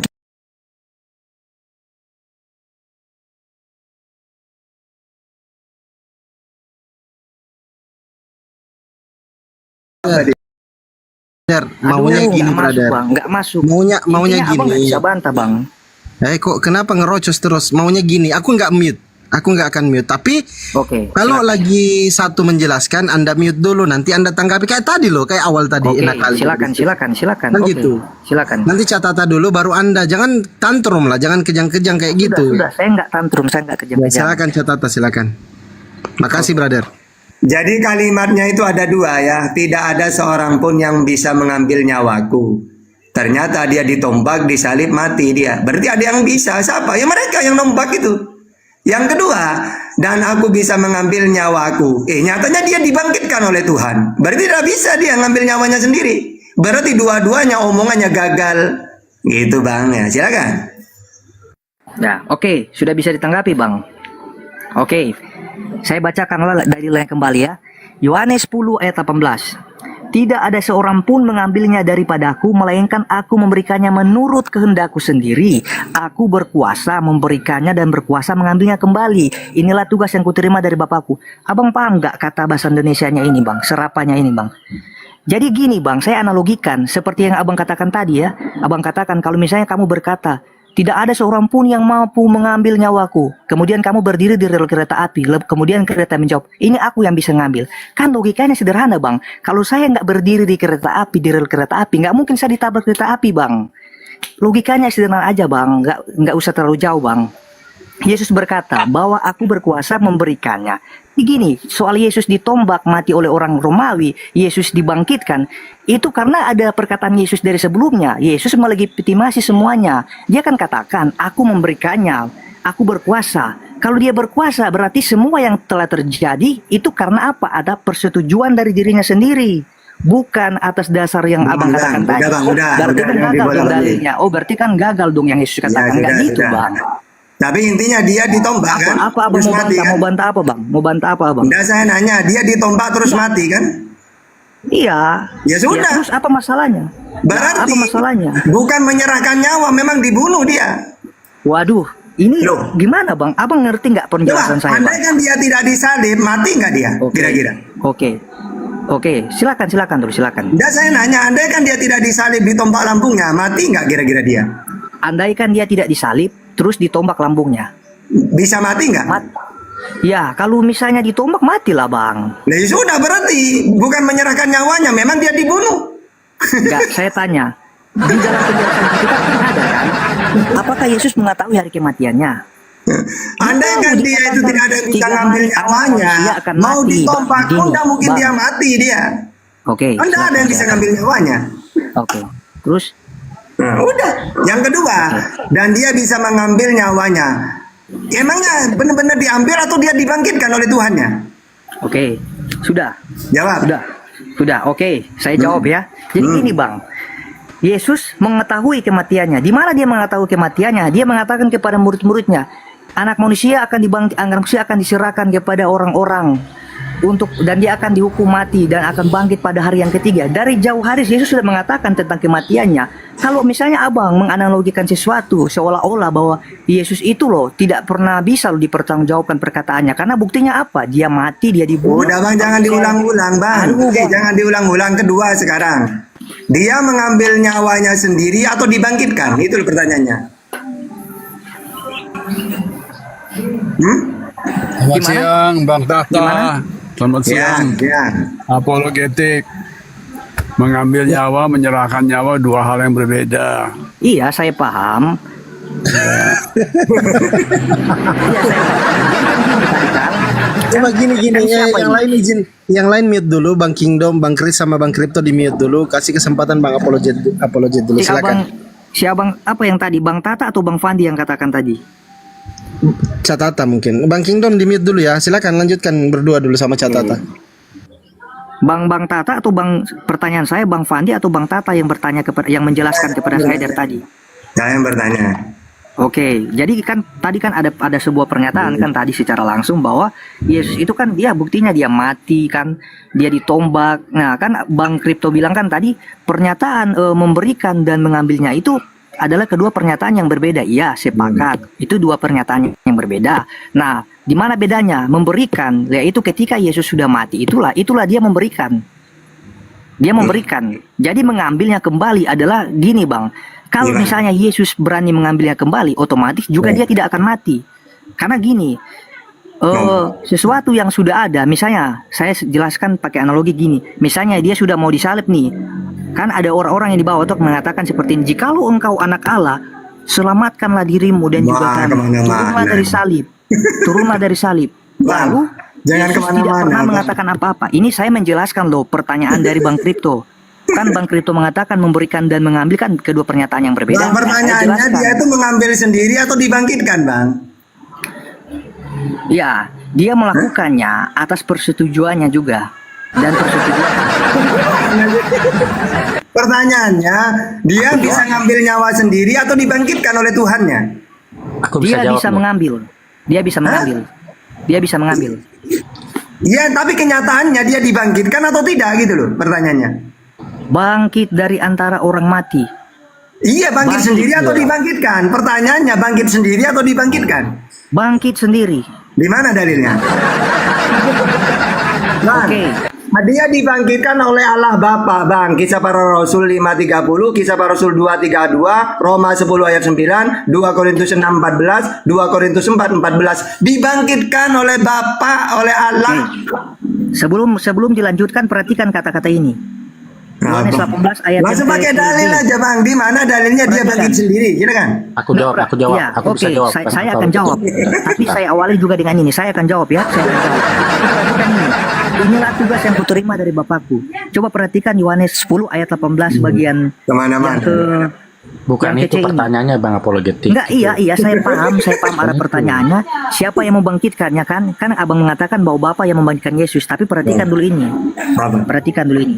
Inilah tugas yang kuterima dari Bapakku. Nah, berarti yang abang katanyakan tadi kepada Yesus juga menjadi tugasnya juga sendiri. Jadi apa yang dimaksud dengan tugasnya adalah dia juga berkuasa membangkitkan dirinya sendiri. Pernyataan Allah Bapa yang membangkitkan Yesus benar, tetapi Yesus juga yang berinisiatif juga untuk bangkit dari kematian. Yesus juga. Itu ayatnya kurang tepat. Yang Bang. saya katakan dalilnya. Coba Masa dulu yang jawab lah. Iya. 20 detik ini Itu gak ada. paham. Masa jawab Masa. Ya, Ustadz Tata itu di Yohanes 22 ayat 19. Yesus berkata, rombak bait Allah ini dalam 3 hari aku akan membangunkannya kembali. Nah, ini berbicara tentang ya itu kan dikatakan aku akan membangkitkannya, tidak dikatakan Bapa akan membangkitkannya kan. Nah, berarti ini kan bukti ayat kalau Yesus bangkit sendiri. Nah, Kenapa kalian kenapa kalian hobi sekali ngelawak? Di sini bukan kau melawak ini. Coba gini, Mas. Kau jangan banyak Ini saya Bang. urut, Kau Mas. nggak bisa Saya jawab pertanyaan urutkan. saya tadi. Kau nggak bisa jawab pertanyaan tadi saya, Bang. Tunggu dulu, Yohanes apologet. Kamu udah pakai dalil. Gini loh. Kisah Para Rasul 2, Yohanes 10 ayat 18 tidak dibantahkan. Yesus Tidak bisa inilah yang dibangkitkan Allah. Yesus inilah yang dibangkitkan Allah. Apalagi kisah para Rasul 5:30, Allah nenek moyang kita telah membangkitkan Yesus. Nah, ini ayat Oke, semua. gini, catata, izin catata ya. Saya urut satu-satu. Coba saya dari Bang Kris, Bang Kingdom. Yesus ini bangkit sendiri atau dibangkitkan, Bang Kingdom? Silakan dijawab. Ya tergantung ya dari persepsi apa ya. Tergantung ya bunuh Jadi diri kalau begini, seperti ayat yang dikatakan juga Yesus ini yang dibangkitkan Allah. Ya memang manusianya itu dia dibangkitkan Allah. Oke, cukup. Jangan lupa bahwa Bang Kingdom, Sekarang kripto. Bang Kingdom, cukup. Ya, Cukup. Kripto yang Sekarang jawab Bang Kripto, Yesus dibangkitkan nggak? Yesus dibangkitkan, bukan bangkit sendiri. Oke, Bang Kripto langsung di mute Bang Nyawanya Kripto. ada di tangan Bapa dan Bapa Iya. menyerahkan kembali nyawanya Baik. dan dia mengambil kembali Baik, gitu. terima loh. kasih, Ada terima kasih. transaksi. Baik, Bang Kripto di mute dulu, Bang Kingdom juga di mute. Tadi jawaban Bang Kingdom, Yesus dibangkitkan, Bang Kripto, Yesus dibangkitkan. Sekarang Mas Aha, Yesus dibangkitkan atau bangkit sendiri? Kalau pendapat aku pribadi dibangkitkan, tapi Oke, ada dibangkitkan. ayat yang menunjukkan, ada ayat yang Udah, cukup. Sekarang Bang Apologet, Yesus ini bangkit sendiri atau dibangkitkan? Awas jangan beda kau jawabanmu sendiri. Saya jawab ya. Saya jawab. Dalilnya di dalam Yohanes 10 ayat 17. Bapa mengasihi aku oleh karena aku memberikan nyawaku untuk menerimanya kembali. Nah, Jadi jadi gini. Yesus bangkit sendiri atau dibangkitkan? Oke, kalau begitu gini, saya sepakatlah dengan pernyataan. Enggak, dengar dulu. Iya. Jadi kan Anda kan tadi mengatakan bahwa Yesus dibangkitkan oleh Bapa dan saya juga mengatakan dia juga bangkit atas dasar kehendaknya juga sendiri. Oke, Tapi Anda berarti- tidak mengakui itu. Anda Ya tidak menurut mengakui, Anda, oke. menurut Anda Yesus ini bangkit sendiri, betul? Ya, itu menurut saya tadi dan juga ada pernyataan dari langsung dari Bang Bapak. Kripto masuk dulu Bang Kripto. Ini harus dikasih pencerahan ini Bang Kripto. Ini Ya, Kripto ini, saya Kristen. masuk. Apologetik. Bapak menggenggam nyawa yang diberikan oleh Yesus. Kemudian Yesus itu menerima kembali nyawanya dari Bapak. Bapak menyerahkan Iya. kembali nyawanya. Jadi Makanya menyerahkan itu di kembali dalam- nyawanya itu artinya dibangkitkan oleh Bapak gitu. Dia Iya. mengambil nyawanya. Kalau dia nggak mengambil nyawanya ya dia tetap mati. Sama aja kalau apologet mau kasih saya uang, kalau saya nggak ambil kan nggak dapat duitnya kan. Iya. Gitu bang. Ya. Berarti Yohanes 10 ayat kesimpulannya 17. Yesus Jelas. dibangkitkan kan Bang Kripto ya, dibangkitkan oleh dong, Bapak. dibangkitkan. Kalau iya. Bapak tidak menyerahkan nyawanya, kan Yesus nggak bisa. Walaupun dia mau Tapi bangkit nggak persoalannya bisa. kan dari tadi kan persoalannya kan kita tanya kan Bang, persoalannya kita kan begini Bang tadi. Kalau memang dia itu bukan Tuhan lah, berarti intinya kan Abang katakan dia kan tadi mati, jelas-jelas kan dia mati. Mati. Itu kan pernyataan Abang tadi. Mati sebagai manusia. Oke. Ya, karena begini Bang. Tadi Abang tidak mengakui bahwa andai kata dia itu Tuhan, jelas-jelas berarti dia tidak bisa mati. Itu kriteria Tuhan. Saya sepakat kalau bicara Tuhan dia pasti tidak akan mati. Tapi Abang kan tidak mengakui tadi. Oke, makanya saya berikan dalil dalam Yohanes 10 ayat 18 tadi. Dia Ini berkuasa gimana tadi? memberikan. Sudah selesai belum? Yesus Ya, dibangkitkan atau bangkit sendiri? Selesai Ya, belum? ini saya ulang saya flashback ya kembali ya Bang. Pernyataan kita sebelumnya supaya jelas ini. Jadi ketika Yohanes 10 ayat 18 saya paparkan tadi, saya kembali juga dengan Yohanes 10 ayat 17. Jadi kesimpulannya gini Bang, Bapa mengasihi aku oleh karena aku memberikan nyawaku untuk menerimanya kembali. Jadi Yesus memberikan, kemudian dia menerima kembali nyawanya. Betul. Itulah yang dimaksud dengan pernyataan Dia Bapa menerima membangkitkan dari Yesus. siapa? Menerima dari siapa? Dari Bapa. Nyawa. Dari Menerima Bapa, dari dari Bapa. Berarti Bapa yang punya kuasa mengambil dan memberikan, betul? Ya. Berarti yang memberi, yang menghidupkan, atas yang dasar- membangkitkan Yesus adalah Bapa, Tuhan, betul? Ya betul juga. Benar, tapi atas dasar legitimasi Yesus. Perhatikan juga Yohanes 10 ayat 18. Enggak, ini mau disangkal ini. Jadi harus Yesus Enggak. juga. Saya mengakui, tapi perlu legitimasi. Jadi karena dia berkata penjelasannya begini, gini Bang. teman-teman. Aku berkuasa memberikannya kembali. Inilah Ya, tugas yang kuterima dari Bapa. teman-teman. Kedua ayat itu dibenarkan oleh Yesus itu dia bangkit sendiri atas inisiatifnya juga benar dan dia itu dibangkitkan juga benar ya. Kenapa dia dibangkitkan? Karena posisinya dia itu masih sebagai manusia. Bang Kripto, Dia masuk belum Bang Kripto. kembali Masuk. kepada Bapa. Dia masih posisi di dunia ini. Enggak lah. Dia menerima kembali nyawanya berarti dia bangkit. Tapi bukan bangkit sendiri. Kalau nggak diberikan nyawanya, dia nggak bisa bangkit. Dia menyerahkan nyawanya. Nyawanya diberserahkan, yang mengambil nyawanya itu Bapa. Kemudian Bapa mengembalikan nyawanya kepada dia, dan dia bangkit. Bukannya dia bangkit sendiri. Karena diberikan nyawanya, dia bangkit. Ya nggak? Begitu, Bang. Sama seperti bohlam. Bohlam kalau dialiri listrik, dia nyala. Kalau dimatikan listriknya, dia mati. Ya kan? Kalau diberikan kembali, listrik kembali, nyala lagi. Gitu. Berarti Yesus ini kan sesuai dengan apa yang Bang Kripto katakan. Memang benar ya, di Yohanes 5:30 Yesus bilang, aku tidak dapat berbuat apa-apa dari diriku sendiri. Iya, Jadi yang memberikan nyawa, yang mencabut nyawa Yesus adalah Bapa, yang memberikannya, yang membangkitkan Yesus adalah Bapa. Seperti itu. Bukan, Bapak tidak mencabut nyawa, tidak. Yesus menyerahkan nyawanya. Nah, Karena Yesus apa? menyerahkan. Kalau dia mau melawan, dia tidak disalib, dia bisa. Karena dia mempunyai kuasa. Bapak Tapi tidak dia mencabut tahu. nyawa. Bapak tidak mencabut nyawa. Tidak. Waduh, Tidak siapa yang mencabut Jadi, nyawa dalam kekristenan siapa? Berarti Bukan, gini, dalam Bang, hal ini Bang, ada Yesus indikasi itu penting di situ. Yesus itu menyerahkan nyawanya dengan kehendak enggak, bebas. ini Kemauannya sudah sendiri. Kehendak bebas. Ini sudah maju loh, sudah maju. Kita sudah maju. Tadi Anda mengatakan ya bahwa tuh Bapak itu bisa loh, tidak satu mencabut dalil kok nyawa, dibenarkan, betul? lain dalilnya lain Tidak disangkal. mencabut nyawa. Ya, Tidak. terus siapa entitas? Memang ada hakikat lain, ada kekuasaan, ada kuasa lain yang bisa mencabut nyawa di Kristen. Itu yang Yesus Jadi katakan. Yesus Itu itu pernyataan Yesus. membiarkan dirinya dihukum mati ya, karena dia tahu bahwa Catatan masuk, catatan dia masuk. harus mati ya. Jadi dia menyerahkan nyawanya. Jadi kan Walaupun dia moderator tidak saya. mau mati, tetapi dia memilih Oke. untuk mengikuti kehendak Bapaknya. Udah, Dia udah harus jelas melawan. tadi itu sudah ya, intinya poinnya sudah dia dibangkitkan. Oke. Sekarang silakan apa lagi? Bang Jimen mau ngomong, silakan Jimen. Ini lama dah. Ya, saya izin Ustadz Tata host semuanya. Tadi saya selintas pakai akun fake, saya lintas saja.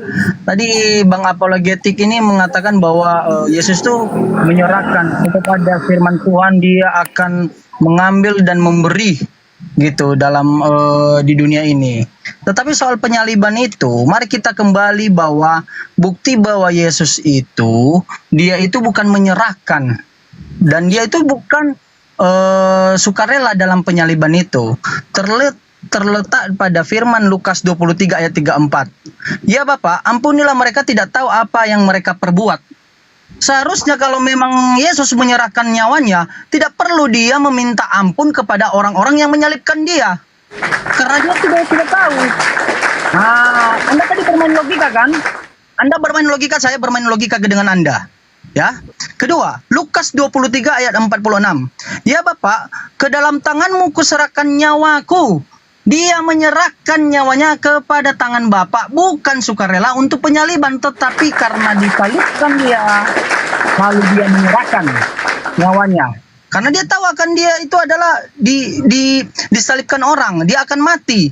Ya, jadi dia memohon kepada yang lebih tinggi dari dia, yang mengutus dia. Matius 27 ayat 46. Allahku, mengapa engkau meninggalkan aku? Kalau abang mengatakan bahwa Yesus itu menyerahkan nyawanya karena dia itu adalah menebus dosa dengan ayat firman yang abang bilang tadi, dia memberikan dan dia mengambil, ya kenapa dia harus berpatokan kepada Allahnya? Justru dia berkata, ya Allah Bapakku, mengapa engkau meninggalkan aku dalam penyaliban tersebut? Jadi bang, tolong bang, logikanya itu agak dinormalisasikan gitu. Jadi Bang Timen, ya. ketika Yesus datang itu dia memposisikan dirinya sebagai manusia. Dan sebagai manusia, dia harus memberi teladan kepada umatnya. Oke, saya terima. Makanya dia itu sebagai manusianya itu dia totally penyerahan kepada Bapaknya ya. Walaupun Iya, dia tahu oke. bahwa dia Iya, itu saya paham, Bang, saya paham. tetapi dia tidak Abang sudah mengambil berikan jawaban itu memposisikan dirinya kemarin. sebagai Tuhan. Oke, Saya akan jawab jawaban seperti itu, ya. Saya akan ikuti. Dia memposisikan dirinya sebagai manusia ketika dia disalib. Firman itu terletak di mana di dalam Bible?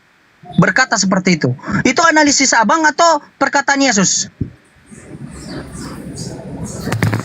Bentar saya buka datanya ya. Buka data lagi. Saya tunggu sampai dari sekarang sampai 5 tahun kemudian ya bang. Di mana Yesus berkata, saya memposisikan diri saya ketika dia di dunia, ketika disalibkan. Atau itu analisis abang? Abang saudaranya Yesus. Bang. Tidak akan ada bang. Tuh 5.000 Itu tahun kan dulu. kemudian pun tidak akan ada. Jeman. dulu Ya, apa Filipi 2 masalah? ayat 7. Filipi 2 ayat 7. Ya. Baca Kita baca dari ayat yang ke-6. Lebih lengkapnya. Dari ayat ke-5 aja. Hendaklah kamu dalam hidupmu bersama menaruh pikiran dan perasaan yang terdapat juga dalam Kristus Yesus, yang walaupun dalam rupa Allah tidak menganggap kesetaraan dengan Allah itu sebagai Iya, milik itu soal yang harus rupa bang. Soal Sebentar, saya rupa, baca bukan sampai habis. kodratnya. Itu soal Melainkan rupa telah bang. mengosongkan dirinya sendiri dan mengambil Iya, rupa seorang hamba dan itu menjadi soal wajah bang, sama soal dengan manusia. rupa. Abangku, itu soal rupa. Yang saya ulangi pertanyaan saya, ketika dia disalibkan, ya, di mana dia berkata bahwa ketika disalibkan yang berkata-kata ini adalah posisinya kemanusiaan saya, atau itu analisis abang? Di mana coba? Yohanes 1 ayat 14 kan sudah jelas, Abang. Jeman. Iya, di mana? Gini Iya, coba bacakan. Bang. Jeman gini Ya. ya. Untuk mengetahui apakah kita ini memiliki kriteria tertentu atau disebut sebagai manusia, apakah dengannya kamu berkata saya manusia lalu saya percaya kamu manusia, dengannya kamu merasa lapar, dengannya kamu merasa haus, dengannya kamu merasa ngantuk, itu membuktikan bahwa kamu adalah seorang manusia juga. Justru itu karena dia sebagai Bang, saudaraku, bentar dulu. Bang. Politik, Justru si Jimen ini dia mualaf. Justru itu. Dia dan bentar dulu Bang Kindom. Iya, nanti Abang jelaskan tentang diri saya yang Abang hanya Karena tahu dia 1%. tuh nggak tahu kebenaran Alkitab, dia mualaf. Iya. Dia sendiri Iya, yang Kamu iya. melawan mengatakan Alkitab. kepada Jadi gini, Bang, Kindom, apologetik. kamu mengatakan Apologetik. bahwa Apologetik. ketika Yesus disalibkan, dia meminta ampunkan atas semua dosa orang-orang yang telah menyalibkannya. Nah, saya bisa bahas itu Bang. Gini Bang ya, saya bisa jelaskan. Jadi gini, maksud dari ucapan Yesus ketika dia mengatakan ampunilah mereka Bapa sebab mereka tidak tahu apa yang mereka perbuat. Di mata Tuhan, dia tetap melaksanakan kehendak dan rencananya untuk mati di kayu salib. Tapi di satu sisi, dia menyadari bahwa ada banyak manusia yang melakukan hal itu adalah sebuah kesalahan. Jadi dari makna mana dari dasar Yesus, kesalahan? Bukankah itu adalah sebuah takdir yang ditentukan oleh Tuhan dari awal bahwa dia menyerahkan dirinya untuk disalibkan? Contohnya, Iya. ada ketentuan, dengar, ada ketentuan bahwa Tuhan tadi dari awal contohnya, dia menyatakan bahwa manusia harus memberikan nafkah kepada anak yatim atau memberikan bansos, contohlah rizki atau rezeki. Tiba-tiba karena orang di sekitar itu dia berkata ada juga orang yang bersalah, dia melakukan hal demikian, dia juga ikut berdosa. Dari mana ketentuannya hal baik menjadi sebuah dosa? Berikan dulu ketentuan jawaban dari saya gitu. Kan itu ketentuan Tuhan, kamu katakan bahwa dia akan disalibkan. Kalau ketentuan Tuhan tidak ada dosa, karena itulah yang terjadi. Terkecuali yang menghasilkan dosa adalah pertentangan. Contohnya Tuhan mengatakan, sunatlah engkau, lalu kau tidak bersunat. Jangan makan babi, kau makan babi, itu dosa. Makanya dimintakan ampunan, makanya manusia memohon ampun. Gak nyambung gitu, saudaraku. Makanya aku bilang imunisasi sejak kecil itu perlu. Nggak nyambung. Masa yang diperintahkan Tuhan, masa yang diperintahkan Tuhan, yang disampaikan Tuhan untuk kau lakukan sebagai manusia, apa yang ditakdirkan Tuhan, lalu kau katakan itu adalah sebuah pertentangan dan itu adalah dosa. Perlu namanya pengampunan, perlu memohon ampun. Dari mana ceritanya? Sebentar. Jimen, kenapa kau singgung-singgung imunisasi? Memang ada yang tidak imunisasi di Komal ini? Banyak lah. Buktinya logikanya banyak. Kenapa dosa di dosa takdir yang sudah dikatakan Tuhan menjadi dosa? Coba. saya jawab. Bukti orang tidak beriman. Oke, apa jawab Bangku? Oke, saya jawab ya. Jadi gini ya, kamu mengatakan tadi kepada saya bahwa masa boleh ketika Yesus yang adalah Yesus yang mati dan yang menjadi rencananya sendiri, kok malah manusia yang disalahkan? Seharusnya di sini tidak ada Bukan dosa. disalahkan. Tadi barusan Anda berkata bahwa itu adalah dosa. Itulah dia memohon ampun. Enggak, ini analogi yang saya pakai yang kamu katakan tadi. Jadi gini kan, kamu berkata tadi kepada saya bahwa masa atas dasar kehendak Yesus sendiri yang katanya sebagai Tuhan, kok ketika manusia menyerahkan dia untuk disalib, kok manusia malah diminta ampunkan? Seharusnya kan bukan, tidak ada dosa di situ. Itu yang kamu maksudkan tadi. Jadi gitu kan pertanyaannya. Ya kan? Iya. Oke, pertanyaan pun begitu tadi. Nah, maksud kenapa Yesus meminta pengampunan kepada orang? Karena mereka tidak pernah mengerti. Jadi sebenarnya gini, orang-orang Yahudi tidak pernah percaya. Yang pertama, Yesus sebagai Mesias yang akan datang, yang akan dijanjikan kepada kaum Israel. Yang kedua, mereka tidak pernah percaya bahwa Tuhan itu bisa mati lalu menebus dosa mereka. Itu mereka tidak pernah Tidak percaya. ada konteksnya seperti itu, saudaraku. Itu Halo. konteks yang Yang tersirat. menyalibkan Yesus itu bukan Konteks orang yang- Yahudi aja. Ada orang Romawi, ada orang Farisi di dalam, ada konspirasi di dalamnya beberapa bangsa-bangsa keturunan yang menyalibkan Yesus. Kau jangan Oke. melibatkan, titik beratkan kepada orang Yahudi. Justru orang Yahudi Jemen. yang lebih mengerti tentang Jemen, Yesus, dengarkan. saudaraku. Jemen, dengarkan. Basically, saya jelaskan. orang Yahudi lah yang menyalibkan Yesus melalui orang-orang Romawi. Ya. Ya, Kalau tidak ada tanpa orang Yahudi, Cikal mereka bakalnya tidak akan dari bisa orang Yahudi. menyalibkan Yesus. Saya ulang Karena ya, ketika Yesus kingdom, diadili, Pilatus Satu sudah persatu berkata bahwa dia tidak menemukan kesalahan apapun pada diri Yesus. Tetapi orang-orang Yahudi semakin berseru, salibkan dia, salibkan dia. Kamu paham itu? orang belagu. Jadi Yesus disalibkan itu atas kehendak dan kemauan orang Yahudi. Oh, berarti kalau atas Bahkan kemauan orang Yahudi dan berkata kehendak bahwa orang Yahudi disalibkan. mereka siap menanggung kutukan itu sampai keturunan yang ketujuh. Oke, berarti Bang, kalau memang atas kehendak dan kemauan orang Yahudi disalibkan Yesus, berarti batallah kemauan adalah Tuhan bahwa Yesus itu menyerahkan nyawanya. Simple dengan jawabannya. Bro, kamu jadi orang yang pintar sedikit dong. Nah, Kamu banyak jawaban dari ngoceh, pernyataan Anda. kamu baca cuma banyak saya ngoceh, balik, Bang. tetapi Nah. nggak ada gunanya. Kamu kan katakan tadi Kamu kepada harus paham. Ya lanjut apa lagi? kamu kan Waduh, katakan Udah capek, angkat tangan. kepada kami Apa lagi tadi. sih? Ya, kamu kan katakan bahwa orang Yesus itu tidak disalibkan oleh orang Yahudi, tetapi ada konspirasi dari orang-orang Romawi. Enggak, Tapi barusan kawan kau yang ngomong itu pun tadi dibilang orang Yahudi. Saya jawab, bukan hanya Iya. orang Yahudi otak Ya, pelaku itu. penyaliban Yesus. Ya, itu. Ada konspirasi di dalamnya. Dengar ya saudaraku, Jadi ketika gini, kau hanya orang-orang berniat Romawi itu mengatakan, menjadi kaki dengarin tangan, dulu, kaki tangan dari dengarin orang-orang dulu. Yahudi. Dengarin Saya- dulu, Saya sanggah-sanggah pernyataanmu tadi supaya tidak salah paham ya.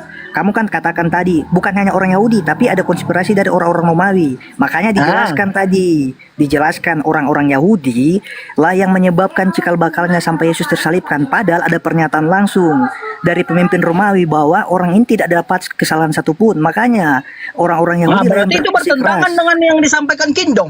Sekalian selesaikan dulu lah berdua. Pertentangannya di mana? itu. Nggak ada pertentangannya. Sesuai dengan yang disampaikan oleh Kingdom tadi. Dia Iya, mengatakan barusan bahwa Anda mengatakan bahwa orang Yahudi bukanlah hanya dari orang Yahudi, bukan orang Yahudi. Kesalahan tersebut sehingga dia disalibkan. Barusan Kingdom mengatakan karenalah orang Yahudi tidak mengerti, tidak paham bahwa Yesus itu adalah Tuhan. Mana yang benar di antara kalian ini? Berbeda-beda argumen kalian. Kalian dulu sepakati atau cecetan dulu kalian. Baru kalian berdiskusi. Dua dulu kalian, Kingdom dengan kau. pernyataan Kamu ini ngomongnya ngaco. Saya Ngaco, udah kan kau yang ngaco. kamu bahasnya kemana? Gini saudara, Kingdom ngomong A, apologetik ngomong berbicara B. Mana yang jawaban harus saya pegang? Ya, tetapi Bukan saya B, simpulkan dari jawaban makanya- kalian berdua. dengar. Penyaliban dengar, ya. Yesus itu Dengar. ada konspirasi Jeman. di dalamnya, Jeman. saudaraku. Ada Ya, Yahudi di itulah. dalamnya, ada Romawi, dan Jeman. itu kehendak mereka. Tidak ada Penyaliban itu konspirasi bukan di situ, kehendak Tuhan. Jimen. Jeman. Jangan kamu Jeman. ngaco. Tidak ada Cuman. konspirasi ya. Cuman Adalah pemimpin jelas. Romawi, cuman pemimpin Kemauan Romawi, daripada orang-orang pemimpin Romawi Yahudi. mengatakan, Mereka meminta Yesus disalibkan dan melepaskan Barabas bagi mereka. Walaupun Pilatus sudah memberikan kesaksian, tidak ada kesalahan apapun yang dilakukan oleh Yesus. Bahkan Pilatus mencuci tangan, tidak mau mengambil bagian di dalam tuduhan-tuduhan yang dilakukan oleh orang-orang Yahudi. Santai, Bang, santai. Santai bang, janganlah abang framing abang terus. Kami dengar itu tadi analisis. Santai aja, santai. Ya, dari tadi pertanyaan saya tanyakan di mana dalam firman Tuhan ketika dia disalib, Yesus berkata, inilah kemanusiaanku, dan aku berkata, ya Bapa, ke dalam tanganmu kuserahkan nyawaku. Ya Bapa, ampunilah mereka tidak tahu Jemen, apa kau yang bodoh. Jadi kamu nggak usah membawa bahasa di mana kemanusiaan Yesus. Itulah penting imunisasi abangku. Itulah penting Kamu nggak paham imunisasi. apa-apa dari bahasamu. Kamu Saya hanya bisa cuma tertawa satu aja. pertanyaan saya, Tetapi tapi abang otakmu tidak kosong. mutar-mutar loh jawabannya. Oke. Kamu ini berusaha menciptakan pertanyaan-pertanyaan ngawur. Enggak, kok pertanyaan Apa kan jelas enggak? pertanyaan saya kan. Saya tanya dulu, di mana Anda Pantasan kamu Allah, karena kau tidak paham Alkitab. Jaman, Tidak tahu saya apa mau yang tanya mereka sama kamu ya. lakukan. Saya mau tanya ya. Gitu. Quran surat An-Nisa ayat 157. Jaman, saya mau tanya sama kamu. Allah mengatakan, jangan dulu Al-Quran bertanya mengatakan, kamu, jawaban Al-Quran dari pertanyaanku mengatakan, aja belum kau kasihkan. Pertanyaan saya simple. Tadi kau mengatakan dari awal, dengarin dulu saudaraku, cintaku, dengarin dulu. Dari awal tadi kau mengatakan, ayo bang. Kalau aku sih nggak bersaudara sama pengkhianat loh. Saya tidak berteman dengan pengkhianat. Yang pengkhianat itu adalah yang mentuhankan Yesus. Karena dia mengatakan, engkau memanggil aku Tuhan, Tuhan, engkau menyebut iya. bernubuat dengan namaku, Pantasan kamu melakukan ini. mujizat dengan namaku. Lalu aku Pantasan akan kamu ini berterang mualaf. kepada engkau. Karena Nyala kamu engkau bukan daripadaku, kebenaran firman karena engkau Tuhan. sekalian adalah pembuat kejahatan. Itu mati Siapa yang saja. berkata Kamu itu? mualaf karena kamu bohong. Tuhan itu Justru kurios, justru Allah yang mengatakan cikal bakal terjadinya pertentangan di antara umat beragama. Mau tahu buktinya di mana? Alah pertentangannya, udahlah bang, janganlah Mau bahas-bahas tahu yang buktinya di lain. mana? Yang saya Quran tanyakan surat tadi sama An-Nisa Anda, jawab dulu, carilah dari 157. dulu, Itu cari dalilnya di situ. carilah Silakan dulu lihat. jawaban itu Kenapa abangku. Allah memberikan Jangan pertanyaan ke Tadi mereka kan sudah banyak bertanya Alkitab. Mari kita bertanya Al-Quran kepada mereka. Tuhan, bukan Tuhan, salah itu. Quran surat An-Nisa 157. Jeman, kamu Alah, diskusi dengan mau saya. bahas Quran pula. Oke, Ini aja belum selesai. Kita diskusi Jeman. Ah, saudara. dia. Kita diskusi.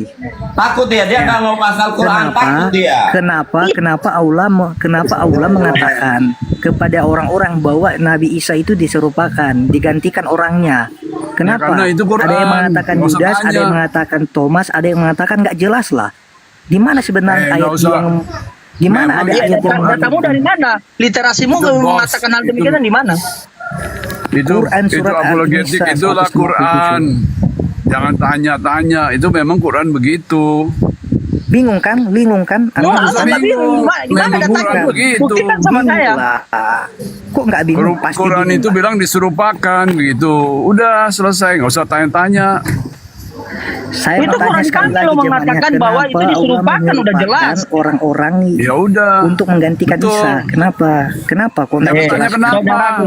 Itu Bang fakta. Kripto. Berarti, Bang Kripto, mohon izin Bang Allah Kripto. itu merencanakan Ya. suatu kejahatan ya. Ya, Dengan apokalitik, cara dengarin ya Bang masukkan Apokalitik ya, dengarin dulu. Oh, yang dengar. dengar. Itu jelas Oke. perkataan Al-Quran, ada dalilnya, ada datanya, ada literasinya. Tetapi Coba dalam jelaskan. Bible bahwa Yesus itu menyerahkan nyawanya, tidak ada datanya di Bible, ya. Mana? Jadi jangan itu Oke. perbedaannya. Di mana datanya? Di mana Aku datanya di menyerahkan Al-Quran nyawaku, orang yang ada. diserupakan itu? Yudas. Di mana disebut Yudas? Di mana yang orang yang diserupakan? Nggak Berarti ada yang artinya nama Allah Yudas, nggak ada. Tidak ada. ada. Kami Nggak tidak ada, mengatakan betul. Yudas, Nggak kami ada. yang halo, saudaraku, banyak- kami tidak mengatakan banyak Yudas. debaters-debaters Yang kami muslim yang katakan mengatakan. diserupakan wajahnya, yang diserupakan Waduh, dirinya. yang mana yang mau dipercaya ini yang benar? Tinggal ini. Ngarang Tinggal Anda. ini. Kalau mau jadi Muslim, ya pilih yang diserupakan. Jadi Kalau mau muslim jadi yang pintar Kristen, lah, nak. Jangan jadi muslim jangan yang dong. orang. Itu kan Muslim punya hak. Dia kan bilang diserupakan, ya udah terima aja apologetik. Iya. Kamu mau jadi Muslim, ikut. Kalau nggak mau jadi Muslim, ya udah diam aja. Jangan tanya-tanya. Betul Ini itu, saya Bang. membahas gini, dia kan Jangan tadi seolah-olah tanya-tanya mengatakan kenapa. bahwa Alkitab itu bertentangan ya. Jadi saya katakan gini lah, Al-Quran itu dalam menjelaskan mengenai tentang penyaliban Nabi Isa itu tidak dijelaskan secara jelas, Buat secara apa minta gamblang. penjelasan? Biar aja. Gini, Makanya saya saudara, minta bukti pertanggungjawaban atas tuduhan dari mereka ini. dengarkan tatap mata saya, dengarkan ya. Menatap Dalam matamu Al-Quran apa? jelas Kamu ada tidak datanya kelihatan. bahwa itu diserupakan. Tidak ada penyebutan Yudas. Itulah iman kami. Kami Oke, kami diserupakan. mengatakan bahwa itu diserupakan. Dan Tetapi apakah ketika kami diserupakan dengarin itu dulu, tidak menyebabkan ketika kami perpecahan? menanyakan di dalam Bible bahwa mana ayatnya bahwa Yesus itu menyerahkan nyawanya, kau tidak akan bisa berikan datanya. Kalau kami ada datanya, Iya, kalau memang- tertulis. Oke. Oh, kalau iya ya udah. Kalau iya berarti Kamu mau- Yesus tidak menyerahkan nyawanya, Kamu tetapi percaya? dia itu dibunuh. Dengar. Paham Kamu Anda? percaya enggak? Kamu percaya Al-Quran adalah kitab yang sempurna? Kamu percaya Al-Quran adalah kitab yang sempurna enggak? Kitab yang menyempurnakan kitab-kitab sebelumnya. Kamu percaya? Percaya atau Iya. enggak, ya tinggal pilih. Percaya. Udah. Percaya, oke. Tapi kenapa tidak ada data lengkap di dalam Al-Quran yang diserupakan itu siapa? Kenapa? Katanya kita penyempurna. Nggak usah Kenapa? tanya. Apa yang di Nggak apa usah yang tanya. Iya, Biar apa aja yang begitu. dikatakan Al-Quran, Saya mempertanyakan mohon maaf, Bang, kesempurnaannya mohon maaf, Bang. terletak di Apa mana? yang disampaikan Al-Quran itu sudah Al-Quran jelas itu dan sudah detail. Gimana letak Ya, kejelasannya? sudah jelas dengan detail. Nama Dia orang aja nggak mengatakan dijelaskan. diserupakan. Ya, Orang aja diserupakan. nggak Soal yang dijelaskan. diserupakan, siapa yang diserupakan? Entah wajah Yesus, wajah Tuhan berarti memberikan nggak jelas wajah dong, nggak siapapun gamblang. dikasihnya, itu Berarti- haknya batilnya Berarti gagal dong. Tuhan. Berarti Itu gagal. haknya Berarti gagal Allah, dong. bukannya Iya, hak berarti kita. gagal. Enggak. Oke, Al-Quran bentar, kan bentar, mengklaim- bentar. Satu-satu, Al-Quran mengklaim satu-satu. dirinya. Al-Quran mengklaim dirinya sebagai kitab penyempurna. Betul, Untuk kitab tidak ada yang sempurna, salah. ya. Terus? Tapi kenapa tidak ada pernyataan secara eksplisit, secara jelas, secara gamblang di dalam Quran surat An-Nisa 157 mengenai siapa yang diserupakan, yang digantikan katanya. Udah, Tidak boleh disalibkan. dijawab. Nggak Nah, usah itu. minta penjelasan. Udah diam aja apologetik. Ini gimana sih ini diskusi kayak gitu? Enggak, gini, harus fair dong. Yang lain diam. Namanya yang kita- lain diam, yang lain diam biar dijawab, ya. Oke. Masa sudah Pertanyaannya? menuduh Ya. terus tidak Bang menjelaskan. Indo. Assalamualaikum. Waalaikumsalam warahmatullahi Salam wabarakatuh. Bang Handi. Sebentar Ya. dulu. Ini loh ya, Jeman, kalau mau izin ya. berdiskusi Jeman, kalau kamu bilang saya tidak perlu Ini ngomong berdiskusi, terus saya aku bisa harus pakai gini, logika turunin saya. aja kalau nggak mau diatur. Dia kan Ya, nanya satu-satu. tuh, Oke, silakan. memaksakan dia. Silakan jelaskan. Oke, silakan. Dia udah dijelaskan diserupakan, tidak disebutkan namanya. Kalau kau bilang tidak, itu kan salah berarti- ngomong. Kau ngomong juga.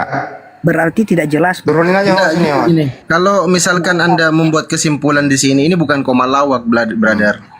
Ini komal diskusi akademis. Ini bukan lawak-lawakan di sini ya. Dari tadi bro apologi itu lawak-lawakan. Silakan catatan.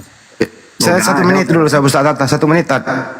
Ya, Jadi udah kalau ada Al-Quran orang. sudah tidak diserupakan, tidak disebutkan namanya, Anda menuntut Al-Quran tidak sempurna karena tidak menyebut nama, itu hak Anda. Itu hak Anda gitu loh. Kita hormati pendapat Anda, tapi mohon juga Anda nanti komitmen bahwa kalau ditanya balik, ya mohon juga Anda berpendapat yang sama kan gitu. Itu sih intinya dari saya. Contoh misalnya nih, tidak ada klaim Yesus mengatakan dirinya adalah Tuhan pencipta alam semesta. Lu bilang dia Tuhan. Kalau menuntut yang sama bagaimana? Nah, mari kita diskusi saling menghormati jawaban. Nah, kalau ada pemaksaan, itu artinya Anda nggak mau diskusi. Anda hanya ingin debat kusir. Ending-endingnya adalah nanti saling hujat. Nah, ini room muslim, room beradab, saling menghormati satu sama lain. Kira-kira begitu. Lanjut. Nah, oke, Bang Handi. Jadi kami Kristen, kami bisa mempertanggungjawabkan dan bisa menjelaskan. Kalau kalian bertanya apakah Yesus itu pencipta alam semesta, kami bisa menjawabkan itu ya. Dan untuk J-Man, Langsung aja coba jawab. Langsung coba Sebentar. jawab. Untuk J-Man, kalau ya kita sudah jelas di Yohanes 1 ayat 1, 2, dan 3 itu sudah cukup jelas. Ya. Ada jawabannya situ, Bang. Oke, dibantu dulu, Pak Jimen. Tadi kamu Dia kan bisa, bertanya, dia bisa di mana mempertanggungjawabkan. Yesus berkata, aku menyerahkan nyawaku. Matius Enggak, Anda bisa 20. mempertanggungjawabkan katanya Yesus pencipta alam semesta di mana, Pak? Silakan bertanggung jawab. Oke, saya bacakan Jemen yang ini dulu. Setelah itu saya kembali ke yang ciptaan itu, oke ya. Ini Jemen supaya kamu paham. Matius 27 ayat 50. Yesus berseru pula dengan suara nyaring, lalu menyerahkan nyawanya. Udah paham? Lalu menyerahkan nyawanya. Ya baca. Lengkap dong. Yesus berseru pula dengan suara nyaring, lalu menyerahkan nyawanya. Oke.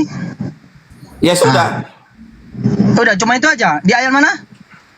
Matius 7 ayat 50. Ya, kalau itu jawaban Yesus yang kau katakan benar itu seperti yang dikatakan Yesus, lalu kenapa Yesus berkata lagi kepada, ya Bapa ampunilah mereka tidak tahu apa yang mereka perbuat. Karena dia menyerahkan nyawanya, tidak perlulah dia memohon ampun yang menyalibkan dia.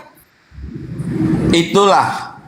Apa Bukti kasih itulah makanan khas Itulah kita. bukti kasih Yesus akan manusia. Yesus Apanya meminta bukti kasih Yesus? agar Bapa mengampuni Apa yang sudah kesalahan ditakdirkan, mereka saudaraku? karena mereka tidak tahu apa yang mereka perbuat, ya. Kejahatan yang mereka perbuat itu mereka melakukan atas kehendak iblis. Makanya Yesus berkata kepada orang-orang Yahudi, iblislah bapakmu.